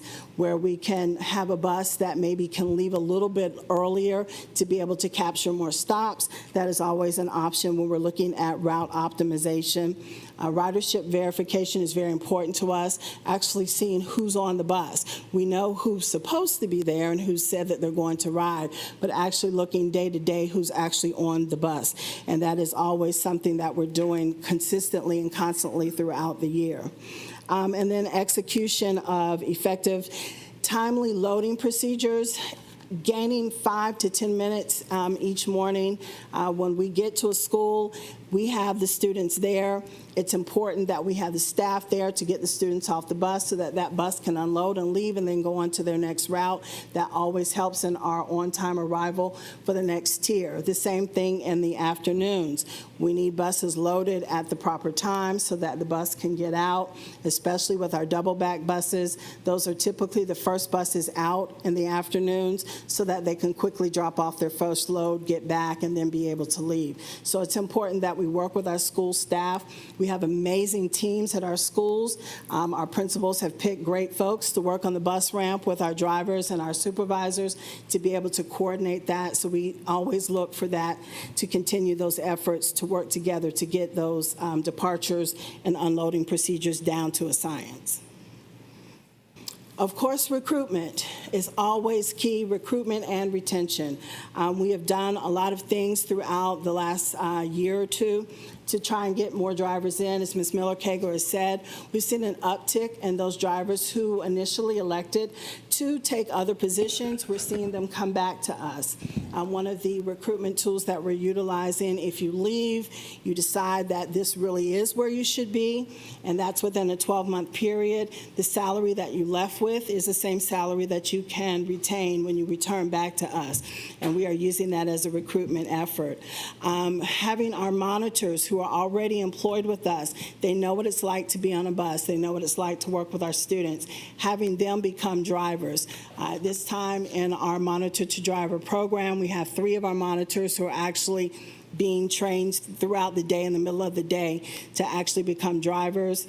We were actually supposed to test one of them, but due to unforeseen circumstances last week, we had to postpone that, but we're going to get her tested really soon to get her behind the wheel as quickly as possible. So that is very a very good program, and we're seeing a lot of response to that. So we're using those staff that we already have with us to try and get them behind the wheel on buses. We're also looking at our recruitment videos that we have, trying to get a more personal testimony type recruitment videos out, working with some of our drivers to get them to talk about their experiences and the gratification that they have for working with the district and being on our driving teams. We've also formed some new partnerships with different agencies around the county to have career fairs, working with a new, well, it's not a new organization, but it's a new partnership with us, with the City of Savannah and WorkSource Coastal. We've had our first career fair there with that organization, where the district is the only entity there that day, so that gives us exclusive contact with those individuals seeking employment. They have a pool of individuals that need employment, and we're there with jobs to provide for them. They also have a very big veterans program, and so we are connecting with them to be able to bring veterans into the district as well. And that is something that we plan to expand to perhaps have monthly career fairs there. And then looking at other agencies across the county or district where we can actually go and then recruit other individuals. We've made a connection with our other military-connected organizations here, both on Fort Stewart and on Hunter Army Airfield, to try and recruit those soldiers who may be preparing to retire, looking for something to do. We want to have them come on board and work with us. If you're in the Oglethorpe Mall, you may see the kiosk around the mall that are advertising some of the positions for the district. Those do certainly include with transportation for driver, as well as our mechanic positions. As Ms. Miller-Kegler did also say, one of our other recruitment efforts is increasing our number of 8-hour positions. Technically, Being a driver at a 5-hour classification is a full-time position, but a lot of drivers do want to be able to have that classification, what's considered a more traditional 8-hour position, and so that is a recruitment effort that we can use to both keep our current drivers and entice other individuals to come on board in those 8-hour positions. We've also increased our professional development for our team. We feel it's important for them to have those connections and get those resources and tools for their wheelbarrow to use that the district has available. We have some upcoming trainings with the district's wellness center that will occur next week or next month. We've had other trainings through our professional learning department, and so that is always good for them to be able to receive those services that are available through the district. Last year, we came to you and we were excited to talk about the Here Comes the Bus app. This year, we are very excited and jubilant about talking to you about the Student Pass program. I think you've heard about that. That is a program that is a location-based notification that parents will receive when their students actually load and unload the bus. And that is a tool or a technology tool that's an addition to what we already have. We're trying to do more with what we already have and actually adding on to the components or the packets that we have in that technology.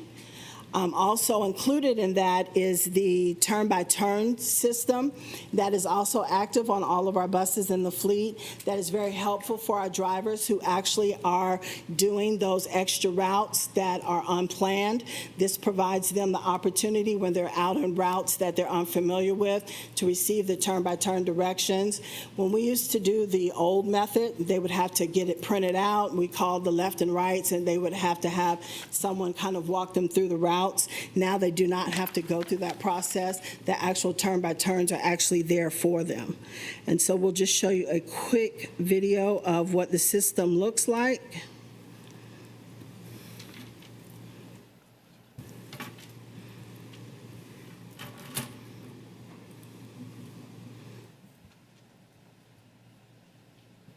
Solution for over 20 years. For parents and guardians, peace of mind is knowing exactly when your child's school bus is going to arrive, and when it does, that their child has safely made it on or off the bus. With our award-winning Here Comes the Bus mobile app, parents and guardians can get real-time notifications when the bus is approaching their stop, and it allows for direct communication between dispatchers, drivers, and parents. Therefore, everyone is updated instantly in the case of emergencies or delays. Student ridership leverages your planned route data to deliver important daily insights for parents, drivers, and administrators. With a simple scan of a student's RFID tag or barcode, you'll know anytime a child gets off at the wrong stop, misses their stop entirely, or even boards the wrong bus, so you and your drivers can act quickly to correct the situation. Provide an extra layer of student safety and peace of mind for parents by ensuring students are always at the right place at the right time. Student ridership data also helps you improve planning decisions by giving insight into bus capacity, opportunities for stop consolidation, and other ridership trends. So again, this allows us to be more forward-thinking in how we're actually collecting that information. I talked earlier about our student ridership and how we would previously ask our drivers to collect that information by actually counting students. This is a system that will give us real-time information on who's actually on the bus. It's also a tool for parents to actually know. Working parents want to know, did my child get on the bus? Well, yes, they will get that alert to let them know. We started the system just about a week or two after school started with the students. So if some of you who are parents notice that your children are coming home with the barcodes, that is what those are for. They can also use their smart devices because even our little ones have smartphones, so they can use their smart devices to actually scan off and on the bus. So just taking the opportunity to use the technology that's available. These seem like just opportunities that we can use to improve our abilities to be able to track data, but it's also a recruitment tool as well because this helps our drivers as they're going throughout their day. So we're trying to take advantage of that as well. So we believe that with consistency in our optimization, increasing our efficiencies where we can capture them, as well as continued robust recruitment, we'll be able to improve our numbers, which will overall improve our on-time arrival and our performance throughout the district. Thank you. Mr. Kachmar? Thank you. Ms. Perkins, thank you for your presentation, and I know there's other transportation folks here. I appreciate everyone's hard work. I've been on the board for 12 years, 11 years. I've been through lots of iterations of our training. Well, it's not just about money, but if you go on Indeed, you know, CDL jobs are starting about $20, $22, $24 an hour or an annual salary. I think we had a report a month or two ago where our average starting salary was 18-something.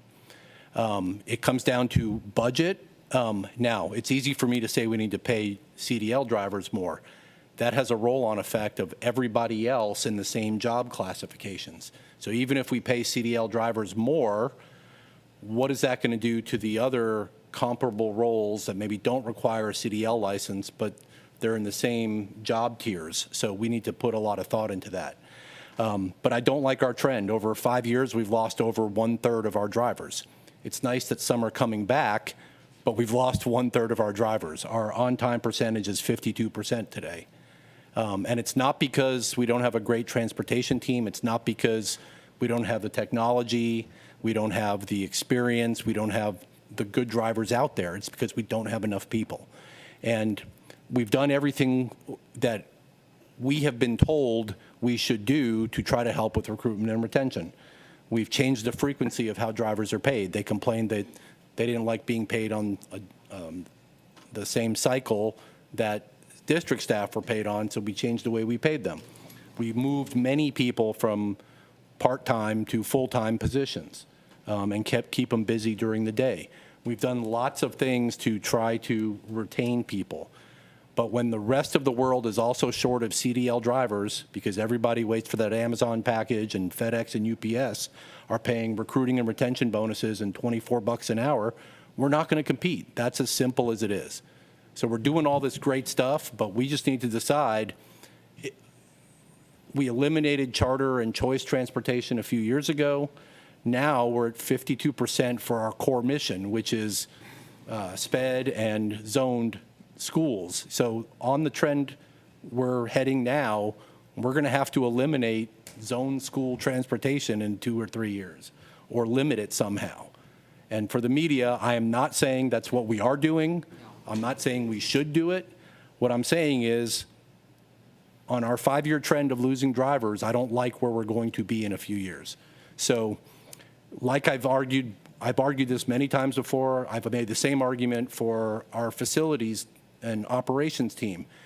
If we are not getting the people we need within our current pay scale, we need to deviate from our pay scale, go to market, figure out a way to adjust that. That's the only way, in my mind, we're going to get to where we need to be to have more drivers. Okay, Ms. Hall. Quickly, a way to translate that is that we have to realize we're no longer the only game in town. We were for so long, but other industries have caught up to us and are competing with us. I was just thinking about what Ms. Tammy was saying. I'm a mechanic and I come to work on an engine, and I find out I'm going to be driving a bunch of kids around to school. Am I getting compensated for that? Do I get, or am I just expected because I'm there and I have a CDL, oh, you need to get on the bus? And you're not getting any more for that extra effort or that change in plan. So thank you, Sean, for bringing that up. And I know it's a refrain you all are tired of hearing from me, but we are not the only game in town anymore. Okay, Ms. Hoskins-Brown. What Mr. Kachmar said. Hey, like it. Just super quick, I don't disagree with what's been said, but I think we fundamentally need to think about how we are providing transportation services. Keep doing the thing. I mean, we have to transport our students, but I think that there's some really innovative ways that we can think about doing that. And Superintendent, I had a little bit of a discussion. I look forward to being able to have those more robust discussions, but I think as a board, we really have to start thinking about, are there more innovative solutions? And I do believe that there are. And then the other comment I wanted to make, and I don't necessarily need this answer right now, but the other part of transportation is our students who walk and bike to school. And anecdotally, it seems that we are down some crossing guards. So I would love to know from Mr. Ray or Chief Enoch how we stand on crossing guards. And, I saw a student the other day walking literally in the road at Hodgson Memorial because there's no sidewalks. And it broke my heart. It was obviously a student from STEM. I could tell by the uniform. So I think as a board, the other thing that we need to do is advocate with our city and county leaders that sidewalks, bike trails are an essential part of transportation. It's not just about vehicles, and be advocates for that for our students. Thank you. Very good. Anyone else? Ms. Howard? Oh, Howard Hall. I just want to also add that the caveat is with the school district, they don't work during the summers, and Amazon, of course, CAT buses and everybody else, they do. And weekends aren't mandatory as well. So we really have to be very creative on being competitive with the pay when you compare the amount of days that other entities are actually working. And I do agree that we do need to increase, of course, the pay, but you have to look at the big picture of the entire picture to understand that weekends and summers is not mandatory for the bus drivers, and their pay is expanded for 12 months, as opposed to receiving a check every week, working possibly 45 plus hours a week. So it's just a lot to take into consideration. Just real quick, sorry.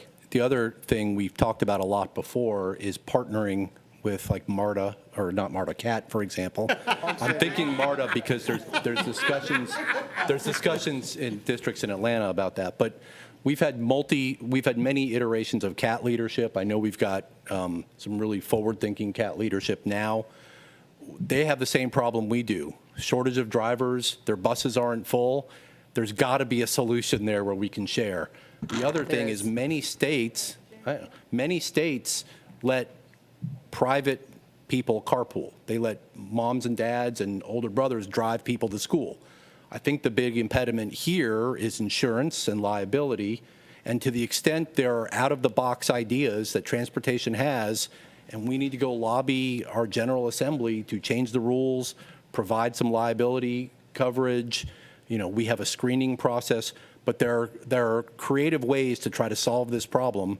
If you bring them to us, I will go lobby. I'm sure others here will as well. Let's not, to use a tired phrase, stay inside the box. Thank you. And Mr. Ketchmar, you are correct. I would be remiss if I did not acknowledge our other transportation directors. You saw their names at the beginning of the presentation. Our fleet director, Mr. Charles Smith, our regular education director, Mr. Timothy Burns, and our operations director, Mrs. All of you, please stand. Keisha Annette Ling. It takes a team to make transportation work. A team. Thank you. Thank you. 30 seconds about Mrs. Lang. I've been talking with Dr. Watts, talking with Dr. Lewis about growing our own. Ms. Lang was actually one that we grew our own. She was a student worker from Savannah High School. She was Mr. Brock's administrative assistant, secretary, promoted, worked with him when we outsourced transportation. Ms. Lang is now a director. She is CDL credentialed, can drive a bus, and she was one of our own that we grew up, and she is a director. She manages the routers, the dispatchers, customer service, all areas under her. So we're going to look at how we can maybe bring some more of our students on, get them trained, how we can start doing more of our CDL training inside to create more drivers. So just 30 seconds plug for Ms. Lane for sticking with us. And certainly I appreciate the opportunity to think out of the box, as we talked about in January and February. Some of those initiatives that we brought forward previously to include hubs, you'll see us start talking about and testing some of those and bringing some of those options back for your consideration, because we want to be able to transport as many students as we can. Unless you have any other questions, we'll get ready for our next presentation. I think it's going to be our East Splash update. Bill is going to come forward, talk to you a little bit about some of the things we're doing in capital projects. What you'll see, the number of projects we have, you'll see our schedule. Again, on that particular front, we're having that struggle with identifying that highly qualified workforce. We've advertised a couple of positions with absolutely zero response to them. Our senior project managers, our executive project manager, we've had absolutely no response to those. So you'll see us looking at our schedule very closely. You can go ahead and get started. And we're going to have to take a look at our schedule and figure out how we're going to continue to manage the number of projects. How many of them will remain active? How many of them can conceivably be paused just because of our staff shortage? So as Bill is bringing up the, trying to bring up the update.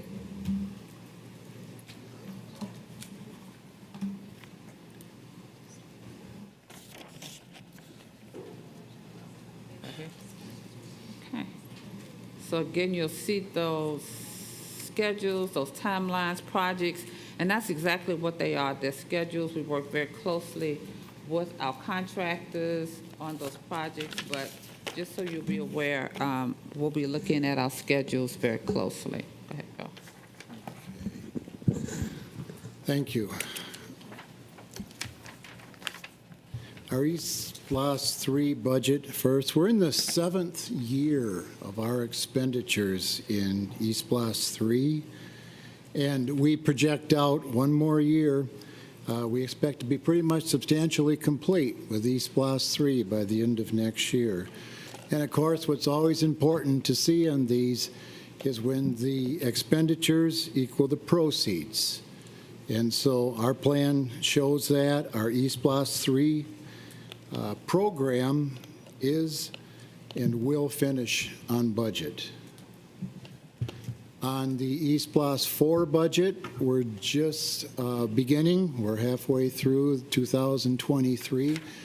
You see the expenditures in 2022 have not been a lot of dollars. They've been mostly the front-end type projects, a lot of the design, but we are getting ready to take off in construction on most of these major projects, and so we will see the expenditures increase as we go through 23, 24. Once again, this allows us to plan our projects so that we be sure that our expenditures are always going to equal, never exceed our proceeds. And so again, as far as this program, for the 5-year program that we have extended out here, we do have and show this project on budget. Our new construction projects, the K-12 complex, the K-12 building is in finishes, soon to go into inspections and punch list. However, there's a lot of open area around that building where we have to do the athletic fields, field house, stadium. All of that is going to get started in later this month. You do have a contract to approve later on in the agenda for the CMR to begin that work. Windsor Forest High, the temporary parking lot is in. The area where the new building is going to go has been fenced off. They've started to put in the utilities that are needed. Excavation work, foundations will get started shortly, so that project is moving along. Bloomingdale demolition pretty much is completed.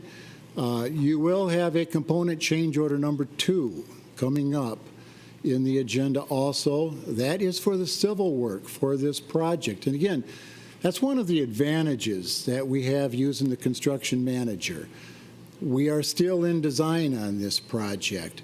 However, we have been able to award 2 component change orders, one of them being the demolition, and that work is basically done. A second one now being the civil.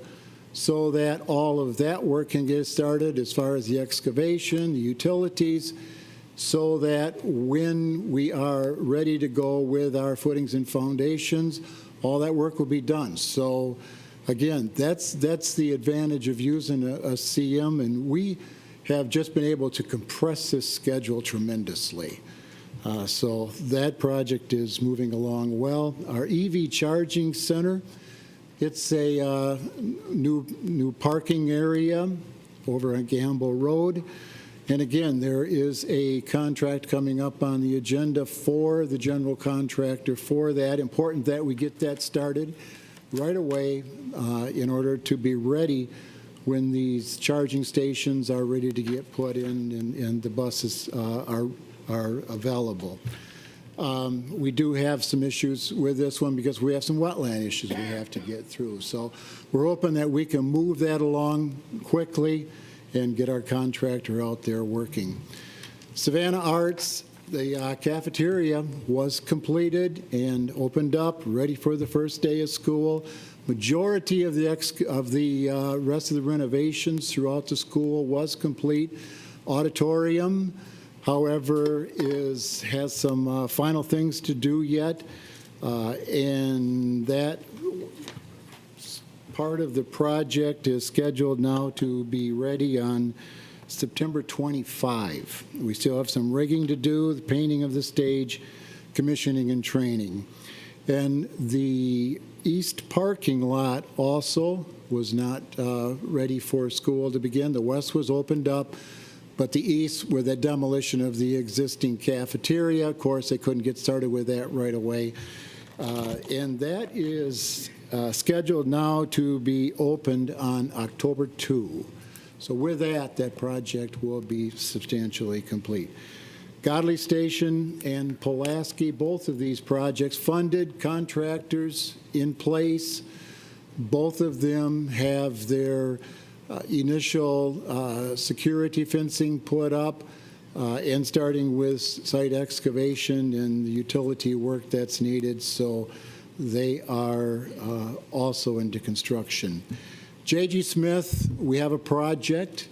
As you know, we have looked at a lot of different ways to the best way to take care of this building. We looked at doing an addition first, and we found out through GDOE that that was not favorable.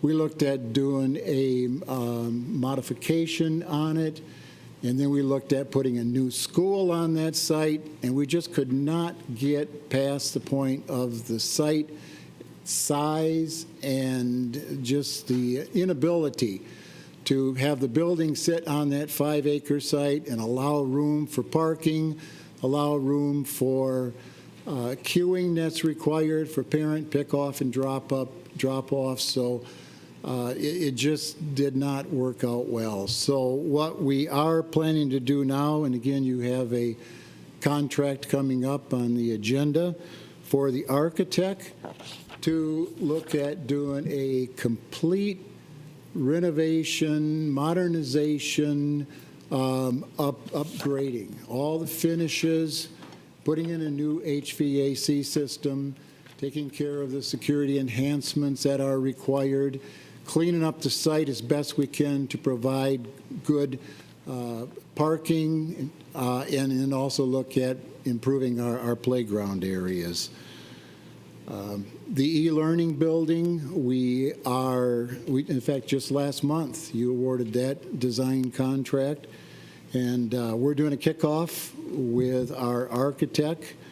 On that, we're looking at taking the Mercer building, the Mercer Middle School building, and converting that to the e-learning.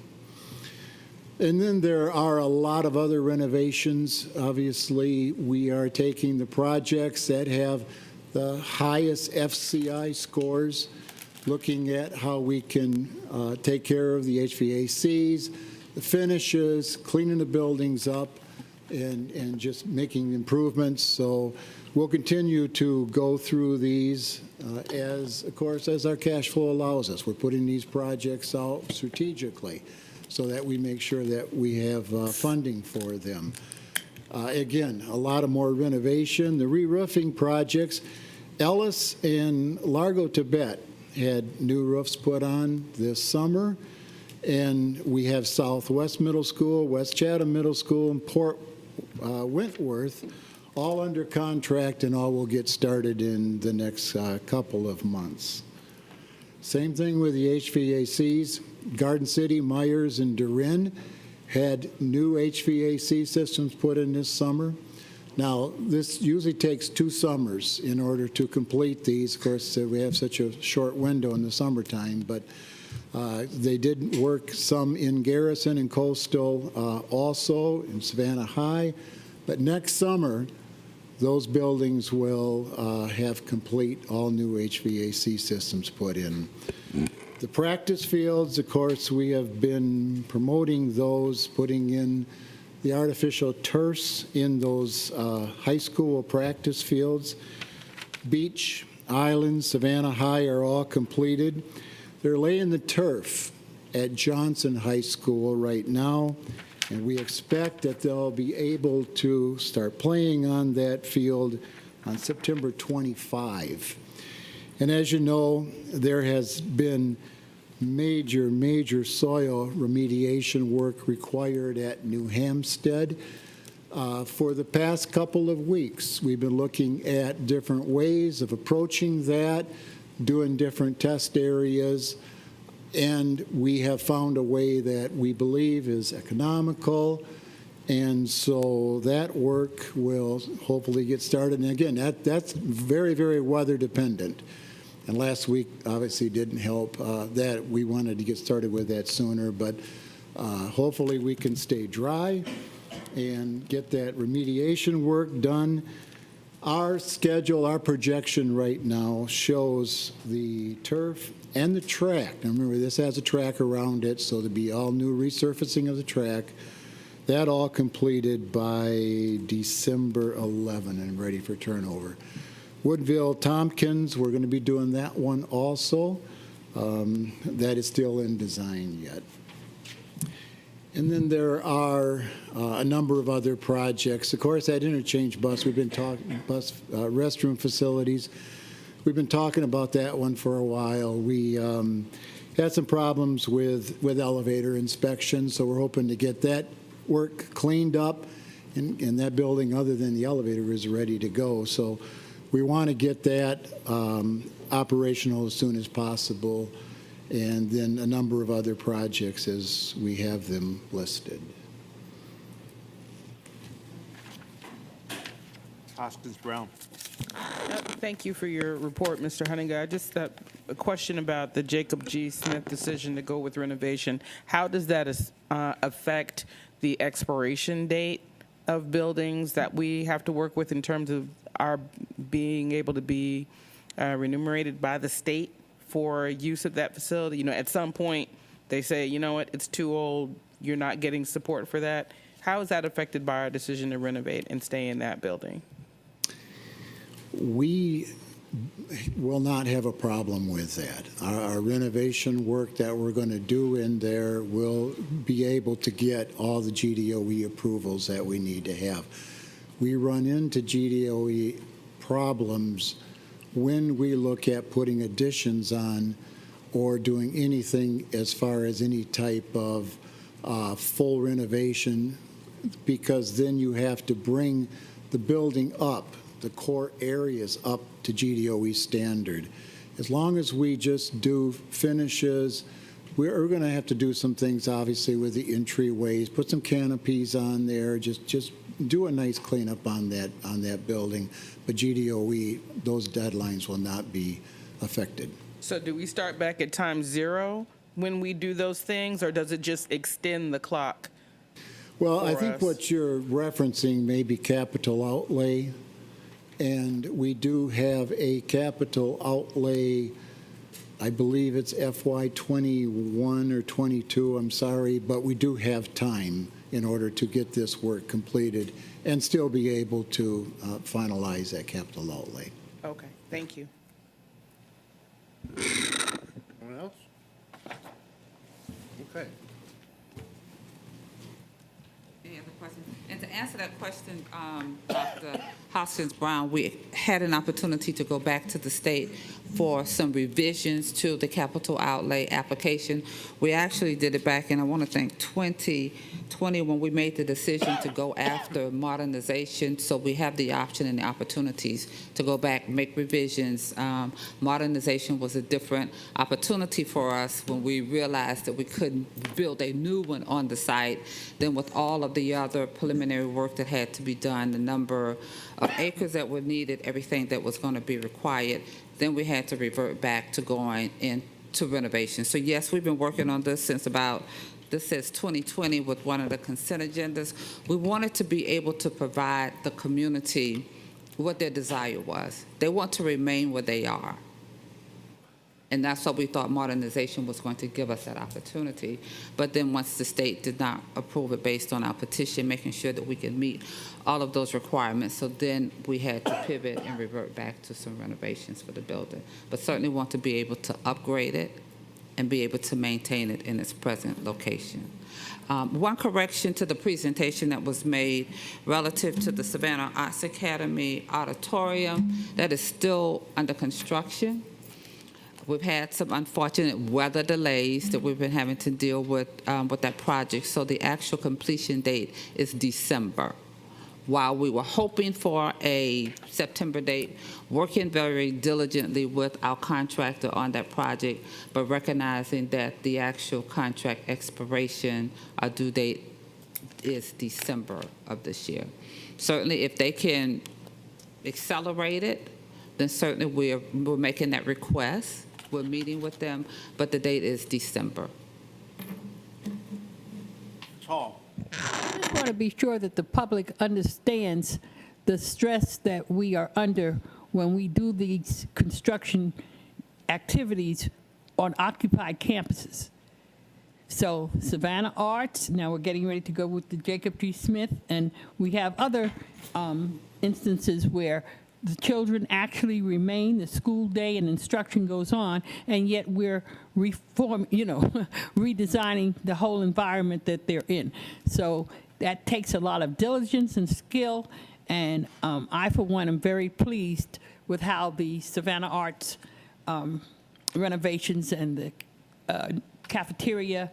I know you still have some problems with the parking lot, but this was done while those children were still able to go, and I hope it will also be successful at Jacob P. Smith. That's going to really be a humdinger. Yeah, getting that renovation. For Jacob G. in. Smith, it really would be in our best interest if we could swing those students. We'll take a look at that, what's available in regards to a swing site. It is very challenging when you are working on an occupied campus because there are unforeseen conditions.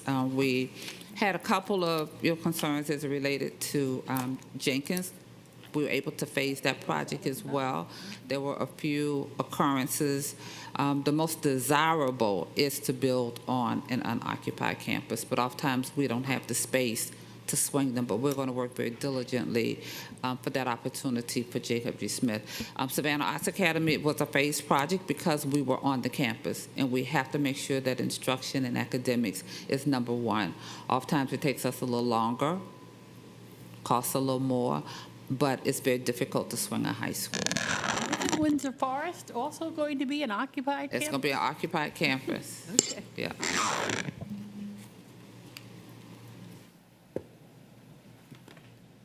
Oh, Mr. Howard Hall.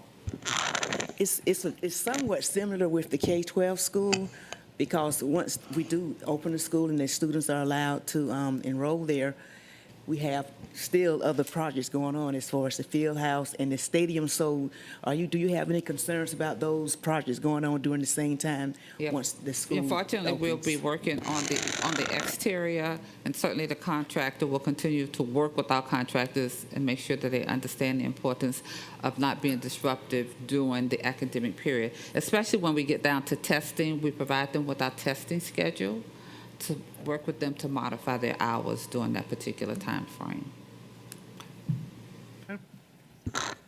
Ms. Grabowski. Very quickly, I was really excited to see September for the auditorium. I understand the contract date is December. Those students have been without an auditorium going on a year and a half. This is an arts academy. It is literally the center of the school. And anything that we can do to accelerate that auditorium, we owe it to those students and those teachers to be able to do that. It's disappointing that it's taken this long. I understand that there are things that happen. There are circumstances beyond our control. But it's disappointing to see that it's taken this long, and there's any way we can accelerate that schedule. I hope we will do everything in our power to make that happen. And that's exactly what we're doing. We're at the point where we meet with the owner directly. Whenever we're on the project, those meetings are scheduled, and when we develop a schedule, it's just that, a schedule. And they have reminded us of their contract date, but we are petitioning them to accelerate the project, especially as it relates to that auditorium. Certainly, we're not going to be able to go into the auditorium until it meets all of the requirements and we're able to get that certificate of occupancy. Anyone else? Any other Back to- questions? Thank you. Thank you very much.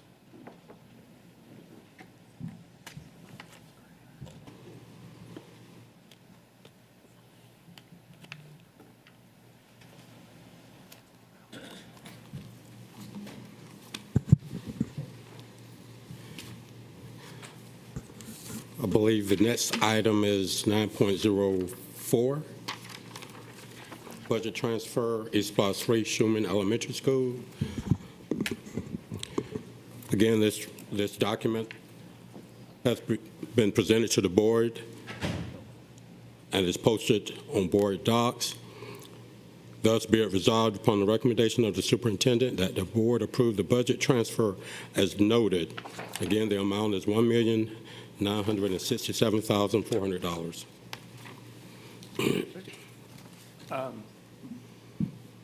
Hoskins Brown. Thank you. Because East Plus 4 funds are available for renovations for Schumann Elementary, Islands High School re-roofing is complete, and bus purchases are complete, I move that from East Plus 3, $1,967,400 formally allocated for Schumann, $1,550,910 for Islands roofing, and $944,816 allocated for bus purchases be moved to E3 contingency for other use. It's been moved and seconded. Discussion? Yes, Ms. Hoskins Brown. As the maker of the motion, my question is just why we are saving the money in E3 for Schumann rather than spending it in E3 and saving the money in E4. I know there's probably a strategy or a plan. Yes, ma'am, and I've spoken with our chief strategist, Bill Huttinger, and I have him on standby to answer that question.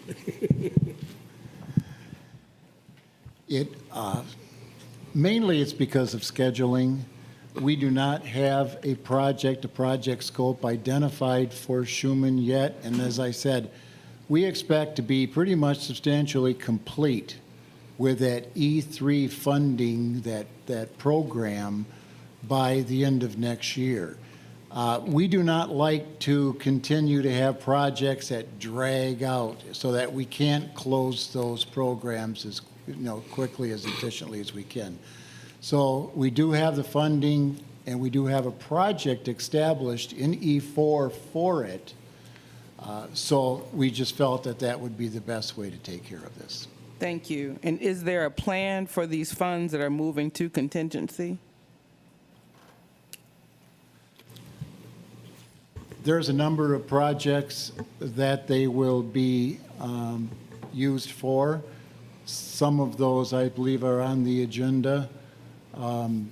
But as we now look at, remember, with E3, if you remember, we put a number of projects in suspension, basically, when we were going through COVID. We didn't know what our funding was going to be. And we always want to be sure that we have funds for our projects. So there were a number of projects that we just kind of held. Now we want to get those started. So as we develop those final budgets, the monies for those projects are going to be coming out of the unallocated. So it won't be one specific project necessarily. Okay, thank you. Any other discussion? No discussion. All in favor?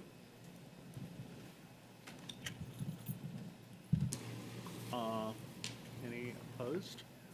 Any Abstentions. Okay. Okay, fine. All right. All right, I believe that takes me to 9.09, Yes, correct? go. And we're going to attempt to combine agenda items 9.07, 9.08, I'm sorry, for the board's consideration. This includes the Jacob G. Smith budget transfer and the design services for Jacob G. Smith.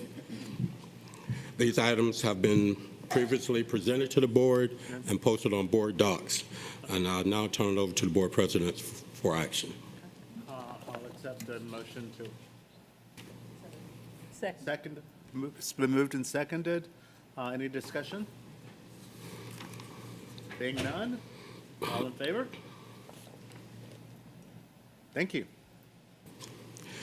Again, the same thing with agenda items 9.09, 9.10, 9.11, and 9.12. Operating transfer JRTC, operating transfer pre-K fund, carry forward funds, oops.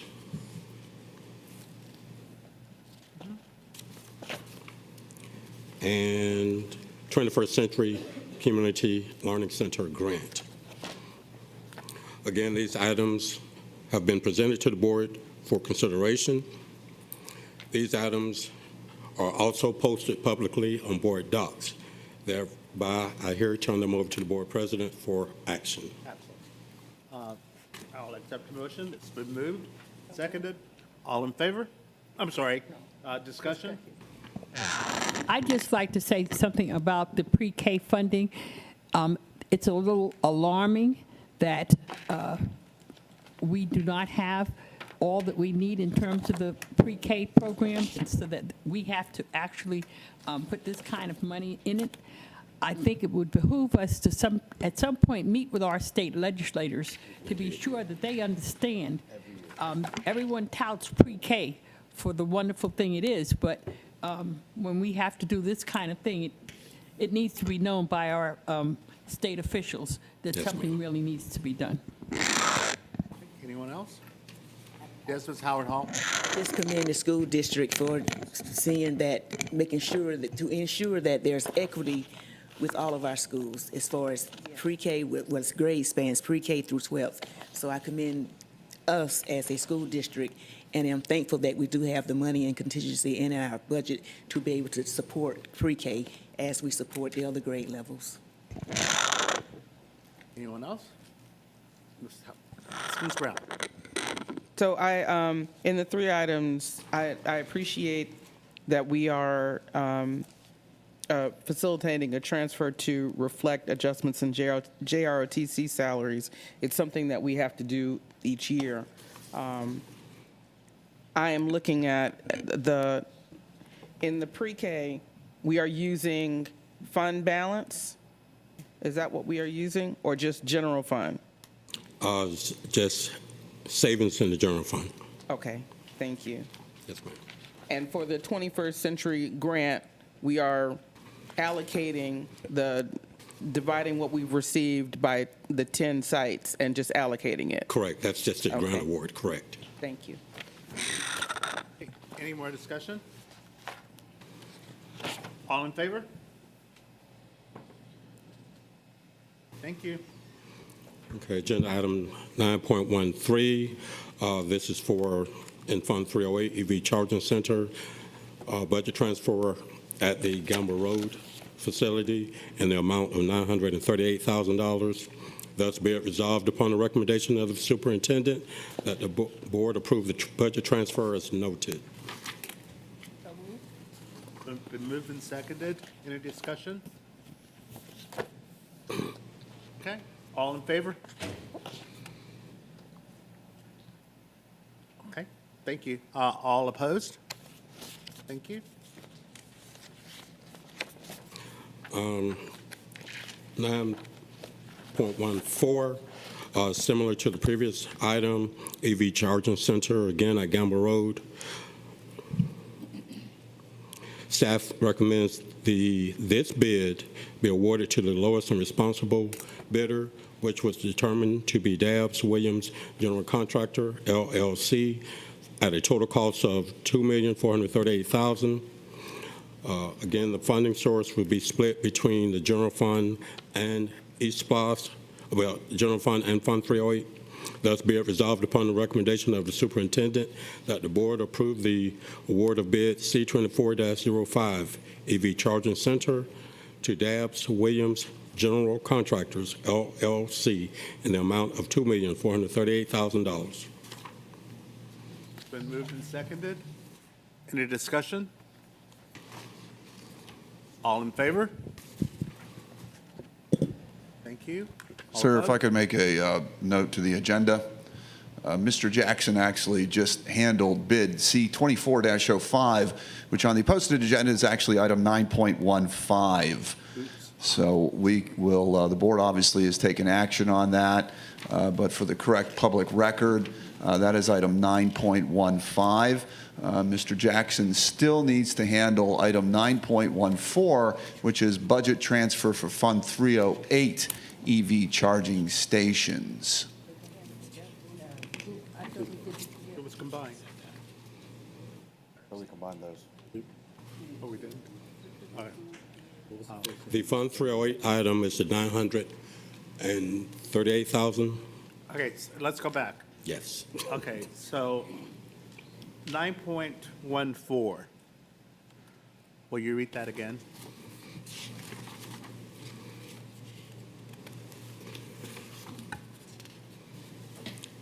Make sure I'm reading the same item. 9.14 is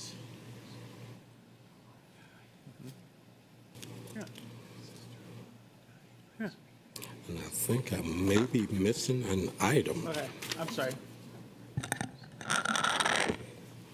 Am I missing an item? Did you read Fund? I was going to move to reconsider the motion so the vote could be redone. 1.5, 9.15. 13 is 100, 14 is 308.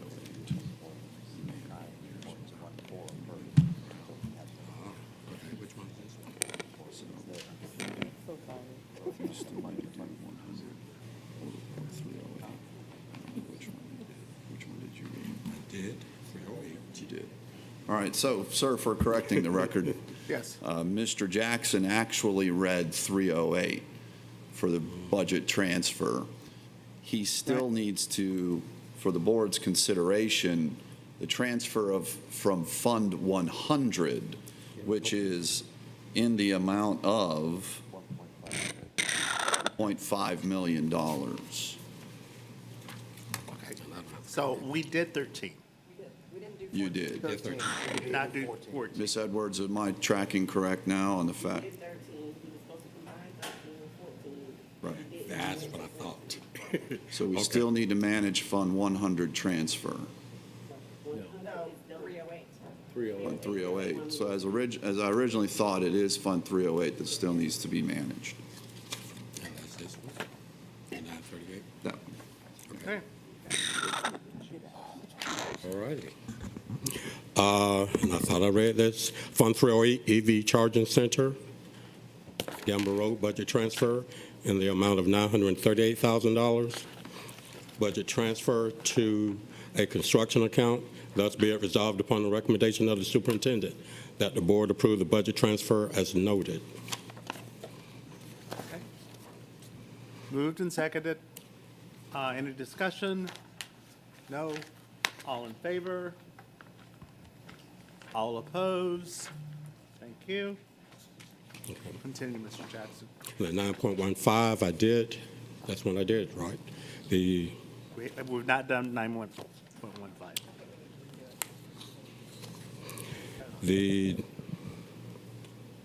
EV Charging Center, in the amount of the award of the contract. Okay, this is different. The award of the contract to Davis Williams. Did we vote on We did that. We have it. All right. All right. No, we did not do 15.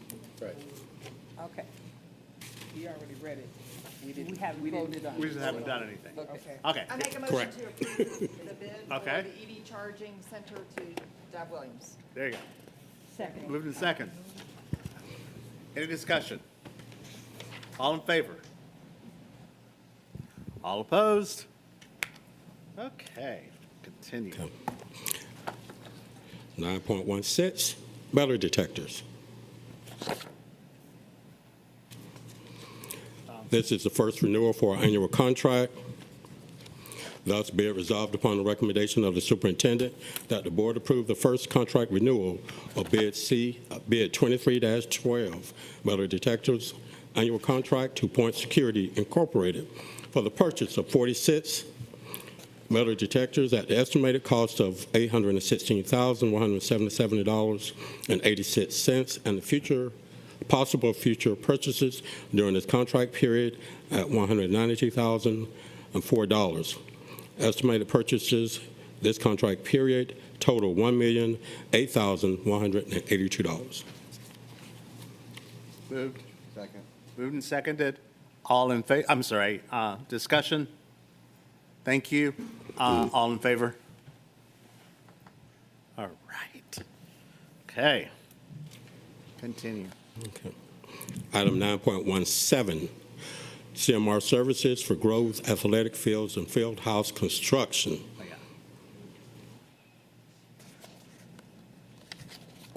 After the committee's evaluation of the RFP responses and BAFOs, it is recommended that RFP C24-01, CMR services for growth, athletic fields, and field house construction be awarded to McKnight Construction with a guaranteed maximum price of $29,951,769, which includes CMR overhead costs and expenses, subcontractor costs, CMR fee, and a $1 million CMR contingency.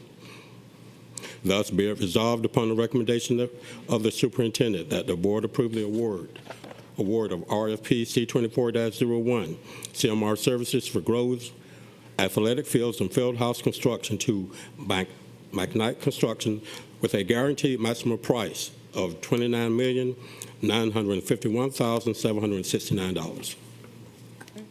It's been moved and seconded. Discussion. Ms. Hall. I'd like to give a gentle reminder to the construction personnel, the contractors, McKnight, this $30 million, we all went out and did everything we could to get the East Block referendum passed. And I'd like to make sure that the persons who we are turning these projects over to, as well as the project managers, Mr. Formey, remembers that we have a commitment to our local women and minority personnel across this county to make sure that they're involved in the constructing of these buildings. These are the people who went out and supported us to give us the biggest East Block win that we've had thus far. And I want to be sure, I don't hear much about who these contractors are partnering with, who they're hiring. I want that to stay at the forefront of our minds, and I want us to continue to have the faith and trust of the people who voted for the East Blocks program, that we are doing what we said and making sure that our women-owned businesses, our black-owned businesses, and other minority businesses are all involved in these multi-million-dollar projects, such as this one for $30 million for the Groves Athletic Fields and Fieldhouse construction. Thank you. Thank you. Ms. Tanya Howard Hall. My question is Brownstone still a part of this process? I think Mr. Formey is here to answer.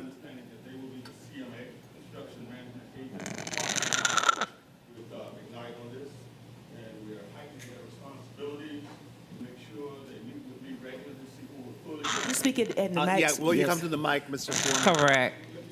Brownstone will serve as the CMA on that project. I'm sorry? You want to go to the mic? But yes, Brownstone will serve as the construction manager, administrator on that particular project. Yes, that is true. That is one of the companies that we're aggressively including in our capabilities, increased capabilities program.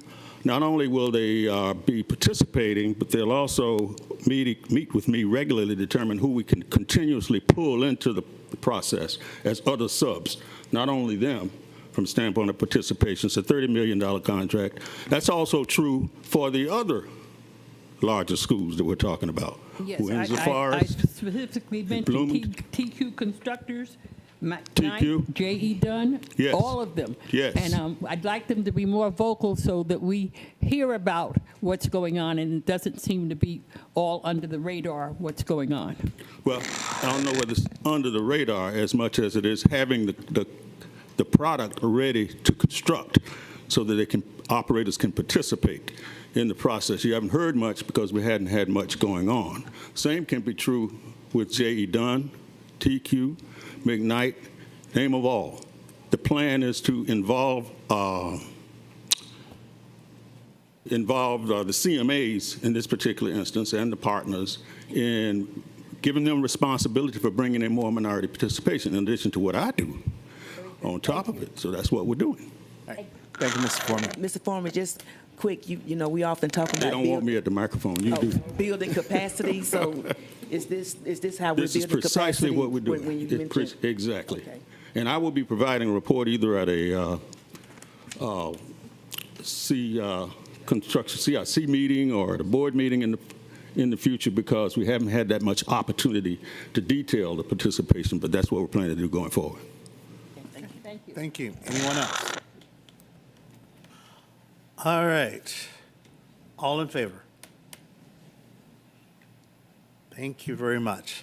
And finally, And the last item, I believe, 9.18, which is actually change order number 2 for Bloomingdale Elementary School replacement. Thus be it resolved upon the recommendation of the superintendent that the board approve change order number 2 in the amount of $5,239,759 for the site work bid package for the construction of the Bloomingdale Elementary School replacement to TQ Constructors Incorporated. moved and seconded. Any discussion? Mr. Johnson. Real quick, for those of y'all who were not out there for the ceremony of knocking down the last wall of the old Bloomingdale Elementary, you really missed out on how much that neighborhood and that community loves that school. That school is the heartbeat of Bloomingdale. Same with Pooler Elementary, it's the same kind of idea. So I just want to say, as the representative of Bloomingdale, that thank you for giving them the school, because it's a long time coming, because that was a very old building. Thank you. Okay. Thank you, Mr. Jackson. Got to vote. Oh, yes. All in favor? I want to get out of here. Wake up. Yes, all right. All right, okay, so next we have our appearances. I'm going to ask those of you that are making appearances, if you're with someone and you're going to be talking about the same thing, will you please elect one of you? It is now 8:35. I just request that. All right. First, we have Mr. Tran Harrison.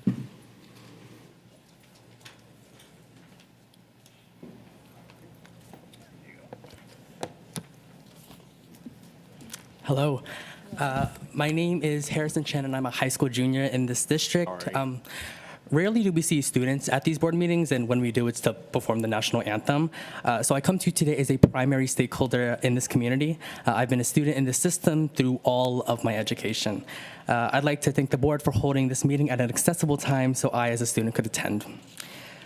I've been watching these school board meetings online for a while and have seen the very dangerous rhetoric used when talking about the banning of books. I wanted to make it very clear that our children are not being indoctrinated. Many of the books that some are trying to ban feature people of color and queer people and are written by and for people of color and queer people. When we ban identity-centered books, we strip the existence of these marginalized groups and people who have shared these lived experiences. Every child deserves to be seen and represented. Growing up, I didn't see my family, an Asian family, in the spotlight of the books I read. It wasn't until yesterday in my AP Lang class that I read a passage that reflected my lived experience with my own parents. Representative books give folks who aren't in my shoes a perspective that isn't their own. We broaden perspectives and create well-rounded citizens, educated citizens, when we open them up to new ideas and new people.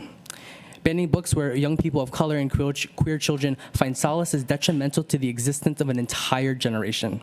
Having these types of books in the classroom opens up our eyes to something new, something we haven't personally experienced, where we actively are learning about the world. We are building a reality for the younger generation that extends far beyond the borders of Savannah. Let it be clear that the students of Savannah-Chatham County do not want books banned. We want to be seen, and we want to be us. It's been the initiative of the superintendent that literacy is the North Star. That literacy means making sure our children can read, that they know how to best exist in their truest selves with the knowledge they hold. It means making connections, asking questions, and becoming an empowered learner for life. This initiative is one that every Savannah should get behind. Thank you again for allowing me the time after school and not during school hours to speak. I hope this board will consider opening up more evenings so many students like myself can speak before you again. Thank you. Thank you very much. All right. Mrs. Cheryl Gay.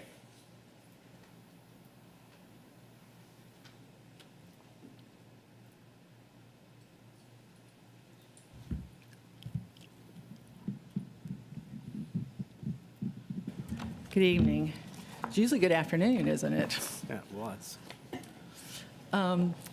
Both Savannah-Chatham and Cobb County school systems were recently received a letter questioning the inclusion of books and media that contain obscene language as defined by Georgia OCGA 16-12-103. Dr. Watts, you're brand new, and these books were purchased and placed in the media centers under the watch of previous leadership. And we know that you might not be fully aware of the content in these books. But for the last year and a half, a group of Chatham County citizens, myself included, have been presenting titles and excerpts of obscene books to this board. Georgia has robust anti-obscenity laws. So how do these books get here, and how are they allowed to remain? Georgia OCGA 1612-104 exempts libraries and schools from the state obscenity law, and this is a giant loophole in the state's code. These books contain obscene material that is both written and drawn. More often than not, the descriptions of the female characters are demeaning and dehumanizing. The authors use some of the most vile and offensive anti-woman language imaginable, and our children have access to this literature. And I'm just, it's the C word, the P word. I'm not going to say them, but you know what I'm referencing. Dr. Watts, as part of your 100-day plan to meet with the community, we respectfully ask if you would meet with us at your convenience so we can discuss with you our concerns and share with you some of the examples of the material we find so disturbing. I want to reiterate, because I think this is going to be a theme in a little while, we are not book banners at all. We support access to age-appropriate literature in school libraries, but none should contain obscene language or drawings. We look forward to having an opportunity to discuss this with you more thoroughly. Thank you very much. Thank you. Okay. So Mrs. Rojas and Fernanda Flores, you're both speaking on the same thing. Could we have one of you speak? We do have an interpreter. We do. We have an interpreter. We have an interpreter. So who is speaking?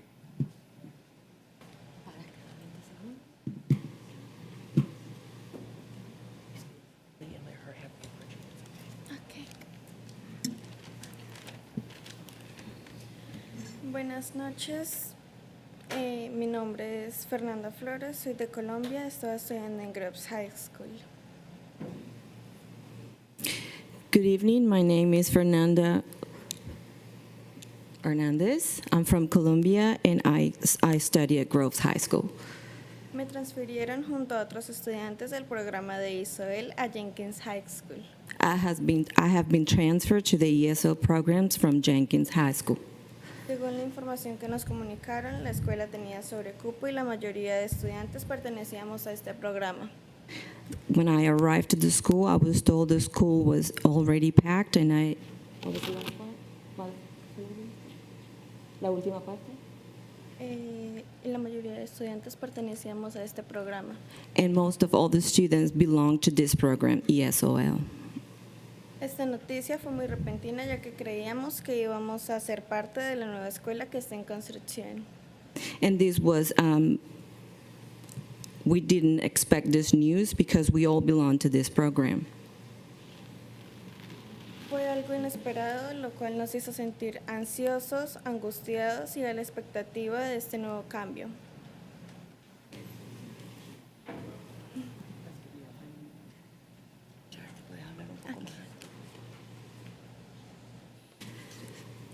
Fue algo inesperado, lo cual nos hizo sentirnos ansiosos, angustiados y a la expectativa de este nuevo cambio.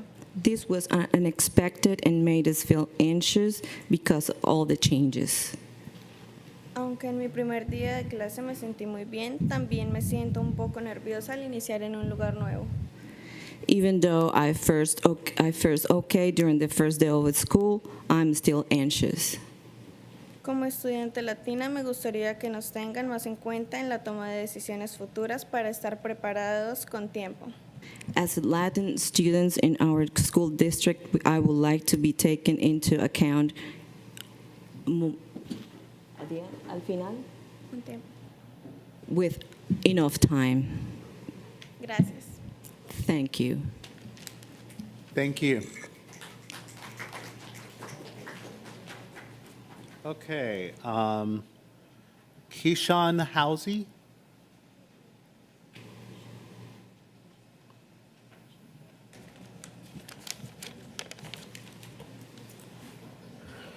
Good afternoon. My name is Keyshawn Housey, and I come before you today as a representative of Deep Center, a concerned citizen, and an alum of this school district, which, by the way, Sarsley Johnson High School is the best high school here in Savannah, Georgia. Now, tonight, I want to uplift the voices of a few teachers regarding discourse surrounding book bans and overall literacy in this district. And I quote, "Books that represent all people are so important. Our immigrant families can see themselves in diverse representation, and multilingual books can feel like home. For our LGBTQ plus students, one title alone can ease loneliness and provide courage to face another day. For our historically marginalized families, history can be retold with the innovations and determination of their ancestors on the forefront rather than in the background. Literacy is education, making connections, asking questions, and becoming an empowered learner for life. United doesn't mean we all do the same thing or read the same books. It means we hold the same value that all have access to a high-quality education for a diverse nation," end quote. The second statement I would like to read is as follows, again from an educator in this district. "I have a student who told me last week that I am the reason he has started to read again. Last year, I encouraged him to check out one of my class library books, I Am Not a Serial Killer by Dan Wells. He told me that after reading the book, he checked out every single book that the author wrote. He is now reading other books. It is essential for students to have access to a variety of books." The third statement I would like to read is as follows, and I quote, A multitude of novels, graphic novels, plays, poetry, short fiction, flash fiction, epics, and stories of every genre are absolutely essential for the development of our students. Books, unlike any other art form, immerse the reader into the psyche, emotions, and experiences of another. And it is through this immersion into another perspective that empathy is developed. Empathy is crucial for our students as they become citizens of the world. On a final note, I would be remiss if I did not echo the concerns being raised by Migrant Equity Southeast and the multilingual families in the district with how the recent move of ESL/OL students was only communicated in English. It is my hope that this body will work with the parents and students affected to resolve this issue as soon as possible. Thank you for allowing me the opportunity to speak. Thank you very much. Okay. Excuse me, can Lena speak? She was the parent. You told her she wasn't able to come up here? Okay, I will get to that. I had asked that we have one of them speak, but we will get to it. Okay. Candace Harnett. Candace Harnett. Oh, there you are. I'm just short. No. Good evening, Dr. Watts, Mr. Moss, the rest of the board. My name is Pastor Candace Hardnett. I'm the co-pastor and co-founder of Agape Empowerment Ministries here in Savannah. I'm also the chair of the Proud Savannah Task Force here. I am also a parent of a school-aged child and a concerned citizen of Savannah-Chatham County. I'm here to express my concern regarding the talk of books being banned within Savannah-Chatham public schools. I'm a United States veteran. I served in the United States Marine Corps in my 20s because I wanted to protect this country from those who would seek to take away our freedom. America is a country of freedom, freedom of speech, freedom of ideas. Those freedoms end when elected and appointed officials start banning books and censoring curriculum simply because some people find them uncomfortable. What's next? Banning books on the civil rights movement because we don't want to talk about racism. Banning books on the Holocaust because we don't want to talk about Nazis. Skipping over things, forbidding kids, like my daughter, from talking about her family dynamics because she happens to have 2 mommies. I think any reasonable person can agree that we want to see that vision come to light, that we prepare students to be successful and proactive citizens to face this world, but how do we prepare them if we do not introduce them to the world that they will encounter, the world that includes people like me, people like you that may be different from them. And so together we can put a stop once and for all to banning books simply because a few extremists don't like them, and make sure that our children get the honest and accurate education that they deserve so they can learn from our past, be safe and happy in the present, and help create a better future. Thank you so much for your time tonight. Thank you very much. Okay, now we'll have Mrs. Lena Rojas. And she will need an interpreter.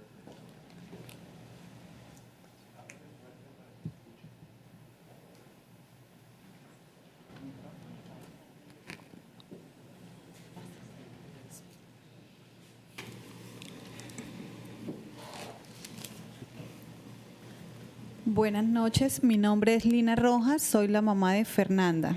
Good evening, my name is Lina Rojas and I am Fernanda's mother. Quien hacía parte del Growth High School. She was part of the Growth High School. Mi hija se sintió muy bien en su nueva escuela Jenkins, ya que se encontró con compañeros y una maestra conocida. When she went to Jenkins, she felt really welcome because she found some friends coming from the other school. Para mí como madre de familia fue una incertidumbre al saber que mi hija sería transferida de una escuela a otra. For me, as a mother, it was not. I wasn't that happy that my daughter has been transferred to another school. Siendo una información que nos llegó por sorpresa. This was a surprise news. Siento que no somos tenidos en cuenta en la toma de estas decisiones. I feel we are not being taken into account when decisions like this are being made. Sugiero que seamos informados de una manera anticipada y que para las próximas juntas podamos contar con un sistema de traducción. We would like to suggest that we will get informed in advance and that we can have a translation or interpretation form for us. Todo el tiempo para enterarnos de todo lo que está pasando referente a la educación de nuestros hijos. Every time for everything that is happening for the education of our kids. Porque es muy interesante asistir a estas juntas. It is so interesting to come over to these meetings. Gracias. Thank you very much. Thank you. Okay, Levon Ewens?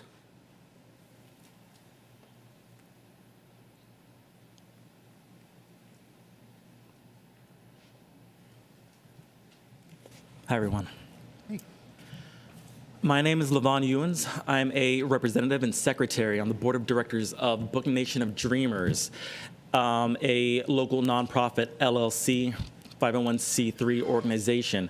I am backed by my chair, Dream Smith. What we do in the community is that we promote and that we work towards unlimited literacy access in underserved communities in our area. I looked at the list of titles that are trying to be banned. I looked at them this afternoon. I looked at all of their synopses, right? And I implore all of you to do so as well. As I was looking at them, except for maybe like 2 titles, all of them are exclusively Black and LGBTQIA plus narratives told from the perspective of individuals who embody these identities. This is significant to us at our organization because even though, of course, we all are inclusive, we promote a strong emphasis of Black narratives because those, unfortunately, are the most underserved in our communities. I can talk about books and, you know, how important that literacy is and yada, yada, yada. But this issue isn't even about book content. And I know the intelligent people that you are. You guys know that this isn't even about that either. As I said, I encourage all of you to do your research, but I want you to also research the individuals who are introducing these bans. They and their associates are members of a group that are currently called No Left Turn, but that name is a rebranding. You see, back in the day, they were actually called Moms for Liberty. You should check out their profile on the Southern Poverty Law Center website. They're designated as an avowed hate group. These individuals that have been wasting your time here are white supremacists. I think that they themselves actually know that these bans are dead in the water anyway. So personally, I think that ultimately, they're not even here about books. What they're doing and what they have done since they started here for a few years now, right? They keep dipping their toes into our community over and over again with their rhetoric and their hate speech, and they nudge just a little bit more and more, right? And they see how far they can get away with their hate speech with impunity until maybe one day it actually sticks, right? And legitimizes in our spaces. If they're playing in our faces like this wasn't enough of an insult, they're trying to affect our kids now. They're trying to suppress and erase access to, when you actually put Savannah's history into account, their communal identity, which a lot of these kids embody. Thank you. All right. Vicki Bradley?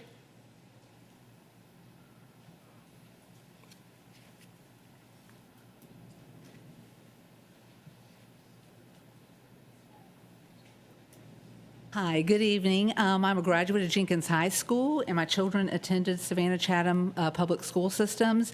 In referencing, I would like to show two different accounts from Cobb County and Chatham County in relation to the obscene books in the media center.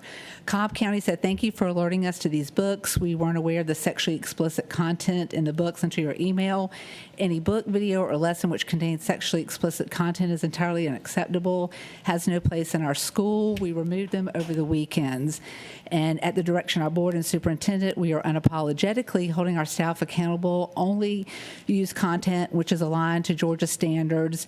This is from John Floresta, Chief Strategy and Accountability Officer in Cobb County.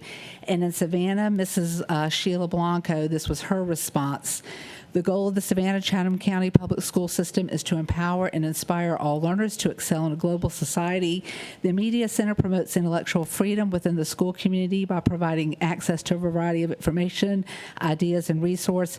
Parents may request that their child not be permitted to check out the books. A policy needs to be put in place. If you're going to leave these books in here, parents are not aware of them.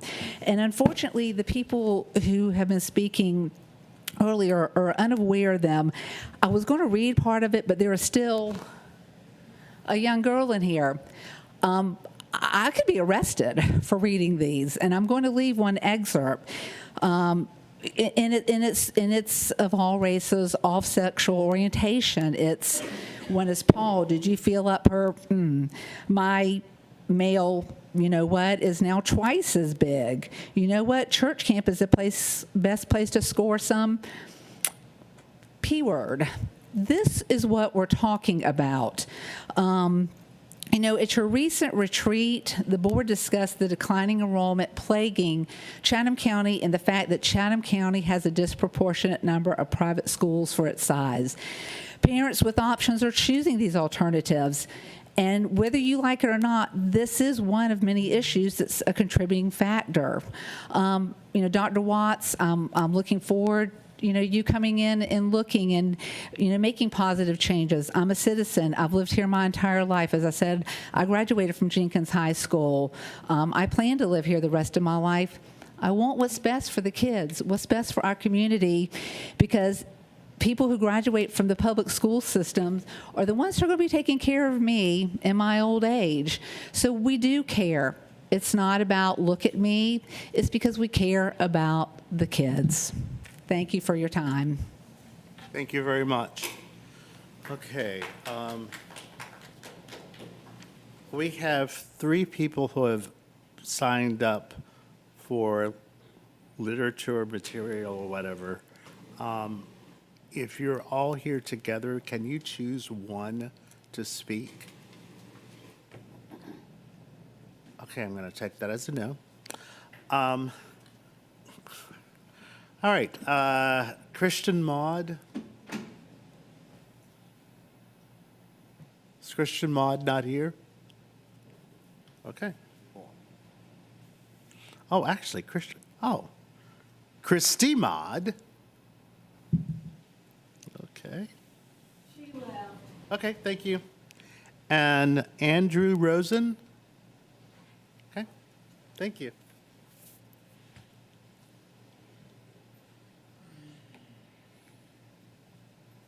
Good evening. Good evening. My name is Andrew Rosen. I am not a product of the Chatham County school system, so I cannot say what has been said as eloquently as has already been said. But what I will add is that I am a product of a school system that had a lot of privilege. I'm from a privileged family. I went to a privileged school, and it was an excellent school with many strengths, but diversity was not one of them. My exposure to minorities, other ethnicities, other orientations, to other people, primarily came through the books that were made available to me. Sometimes they were books that my family gifted to me for Christmas or birthdays, and sometimes they were books that were found in the public library. That was my exposure up until I went to college. If I had not gone to college, that would be the end of my exposure to other people, to minorities that I live with and work with every day. And I think that's important to note. because while this is a very diverse school system, and while there is a lot of diversity in this community, there are some people who come into this community without that previous exposure and who might not want to participate in the community. They might rely on literature in order to find that sort of information, to find out what it's like to be around other people, to learn what their experiences are. There's more that I would have liked to have said, but like I started with, it's been said, and it's been said better than I can do. So thank you for your time, and enjoy the rest of your evening. Thank you very much. Okay. All right. I know you're ready for this. I will accept a motion. I'm sorry? No. No, she left. Well, let me make sure. Is Jennifer Gerardo here? Nope. Is Valerie Serrano here? Oh, no. Are you Valerie Serrano?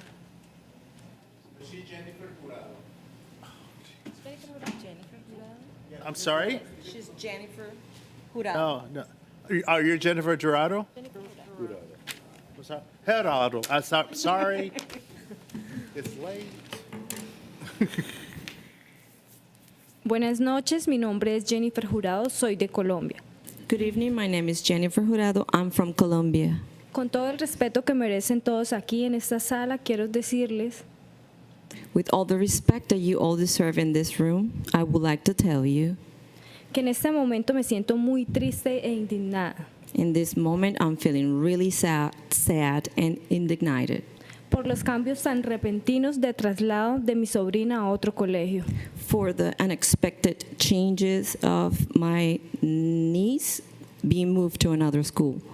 Lamento que el colegio no tenga comunicación con los padres de hacernos saber con tiempo I am very sorry that the school doesn't have contact with parents within a reasonable time su traslado para así preparar a nuestros hijos. so we can plan to transport our kids to another school.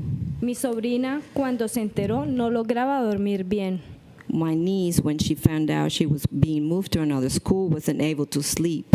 Ese cambio le ha afectado su estado de ánimo. That change has definitely changed her state of mood. Pues como bien sabemos, el colegio es su segundo hogar. As we know, school is her second house. Quiero que nos tomen en cuenta. I would like you guys to take us into consideration. Solo por no hablar inglés nos dejan de lado. Because we do not speak English, you set us aside. Siento la falta de interés hacia nosotros los emigrantes.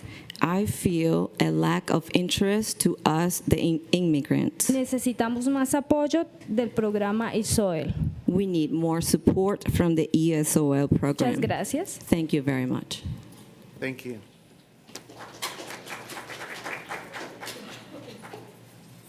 Valeria Serrano?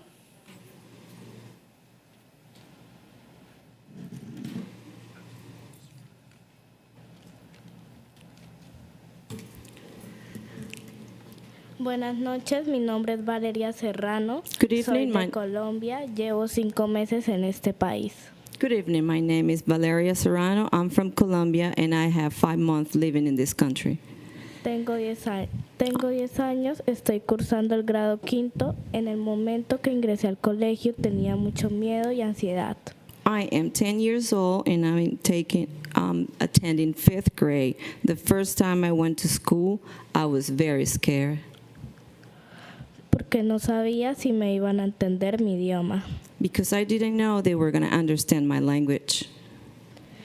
Al llegar a la casa le dije a mi mamá que no quería volver a ir al colegio. As soon as I arrived home, I told my mom I didn't want to go back to school. Porque no pude participar en clases debido a que no me entendían y no tenían paciencia cuando yo les preguntaba. Because I couldn't participate in any of the school activities and I couldn't communicate with anyone. Hasta el momento no he recibido ninguna clase del programa ISOL. Till today, I have not received any ESOL classes. Agradezco el apoyo de todos ustedes para los niños latinos. I am very thankful of all of you for your support to the Latino communities and children. Gracias. Thank you. Thank you very much. Okay. That is everyone that's on my list.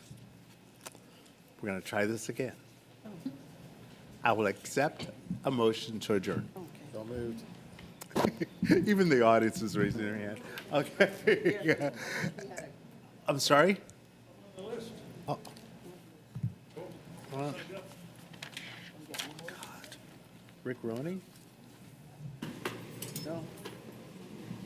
It's not on my list. Okay, Rick. Normally it's 3 minutes, you get 2. 3 minutes before dinner, okay. Yeah. President Moss, board members, Dr. Watts, I'm speaking tonight on the behalf of the Chatham Education Alliance. I'm happy to announce to you tonight that the Chatham Education Alliance will be sponsoring Literacy Week in Savannah-Chatham County from November 13th through 19th. The goal of this week is to build broad and deep public support within our community for increasing literacy of our students. We'll start the week on Monday, November 13th with a showing of the documentary Right to Read at Trustees Theater. This event will be open to the public with no charge. Right to Read is a documentary produced by the NAACP. The NAACP has declared literacy as the civil rights challenge of this generation. The film has a main protagonist, Kareem Weaver, and it also tells the story of the life of 2 families. Chatham Education Alliance is bringing Mr. Weaver to Savannah, and he's doing a Q&A following the film. Last week, we filmed an introductory roll-in to Right to Read with interviews with Mayor Johnson, President Moss, and Superintendent Watts. Thank you, Mr. Moss and Dr. Watts, for that. The film is excellent. If you haven't seen it and would like to see it prior to November 13th, contact me. The next day, Tuesday, November 14th, Mr. Weaver will be speaking at a lunch audience sponsored by the Southeast Georgia Leadership Conference at the Kehoe Iron Works. We're also working to build other events into Mr. Weaver's schedule while he's in town. We're meeting with Dr. Watts and Mr. Moss next week to see what needs and opportunities we can fill for the district. We're currently reaching out to organizations in the community to ask for their sponsorship. Sponsorship has no financial commitment. We ask only that the organization promote Literacy Week events with their members, their boards, their subscribers, their constituents, whatever. To date, we've approached 20 different organizations and had a 100% yes response. We have an equal number on our to-do list. Organizations' approach are widely diverse, everything from arts, social service, business, media, educational, and civic organizations. Everyone we've spoken to sees literacy as critical to the success of our children and our community. We expect capacity turnouts at both Trustees Theater and the Ironworks, Kehoe Ironworks. Literacy Week has been endorsed by the City of Savannah and Chatham County. We respectfully request the endorsement of the school board as well. Thank you very much. Thank you very much. Guys, this has got to end. Okay, I have the final list, and they are not signed up. I'm sorry? Liliana Moreno. No.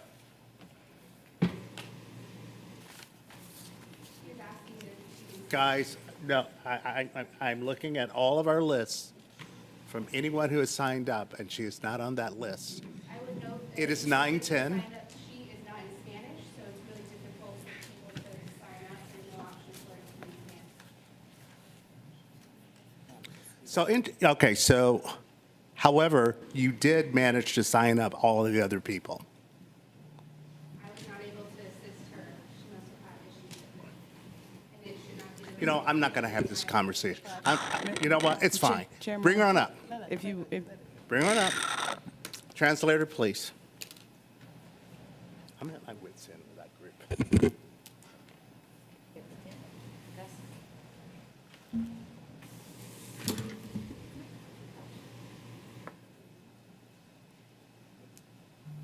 thank you.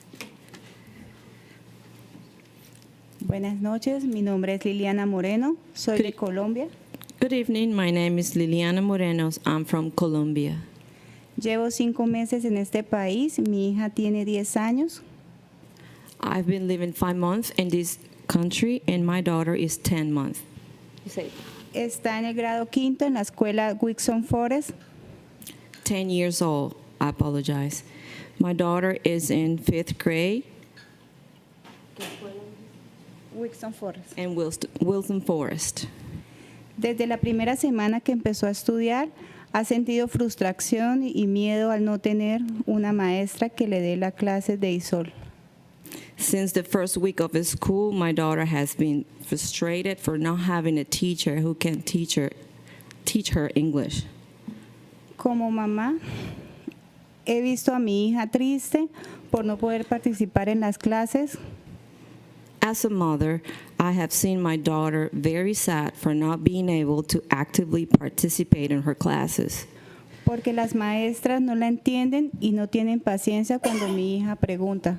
Because the teachers are not being patient and they cannot understand when my daughter asks questions. Es muy importante que en las escuelas tengan el programa ISOL y cuenten con el personal capacitado. It is very important that our schools provide with the ESOL programs for our kids, for our children. Al ingresar al registro en la aplicación para esta reunión, At the beginning of this meeting, when I was trying to register for this meeting, solo se encuentra en inglés y tuve que pedir ayuda para poder registrarme. I had to ask for help because it was only in English in order for me to register for this meeting. Solicito muy amablemente nos tengan en cuenta a la población latina.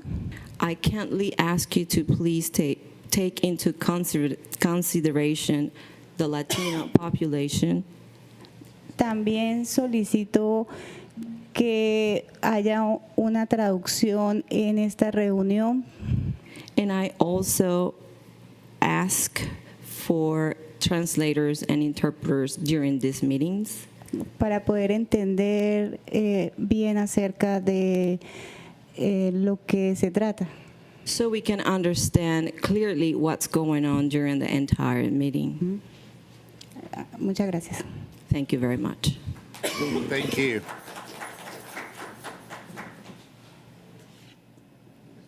My motion to adjourn still stands. Okay, moved. Anyone second? All in favor? Aye. Aye, thank you very much.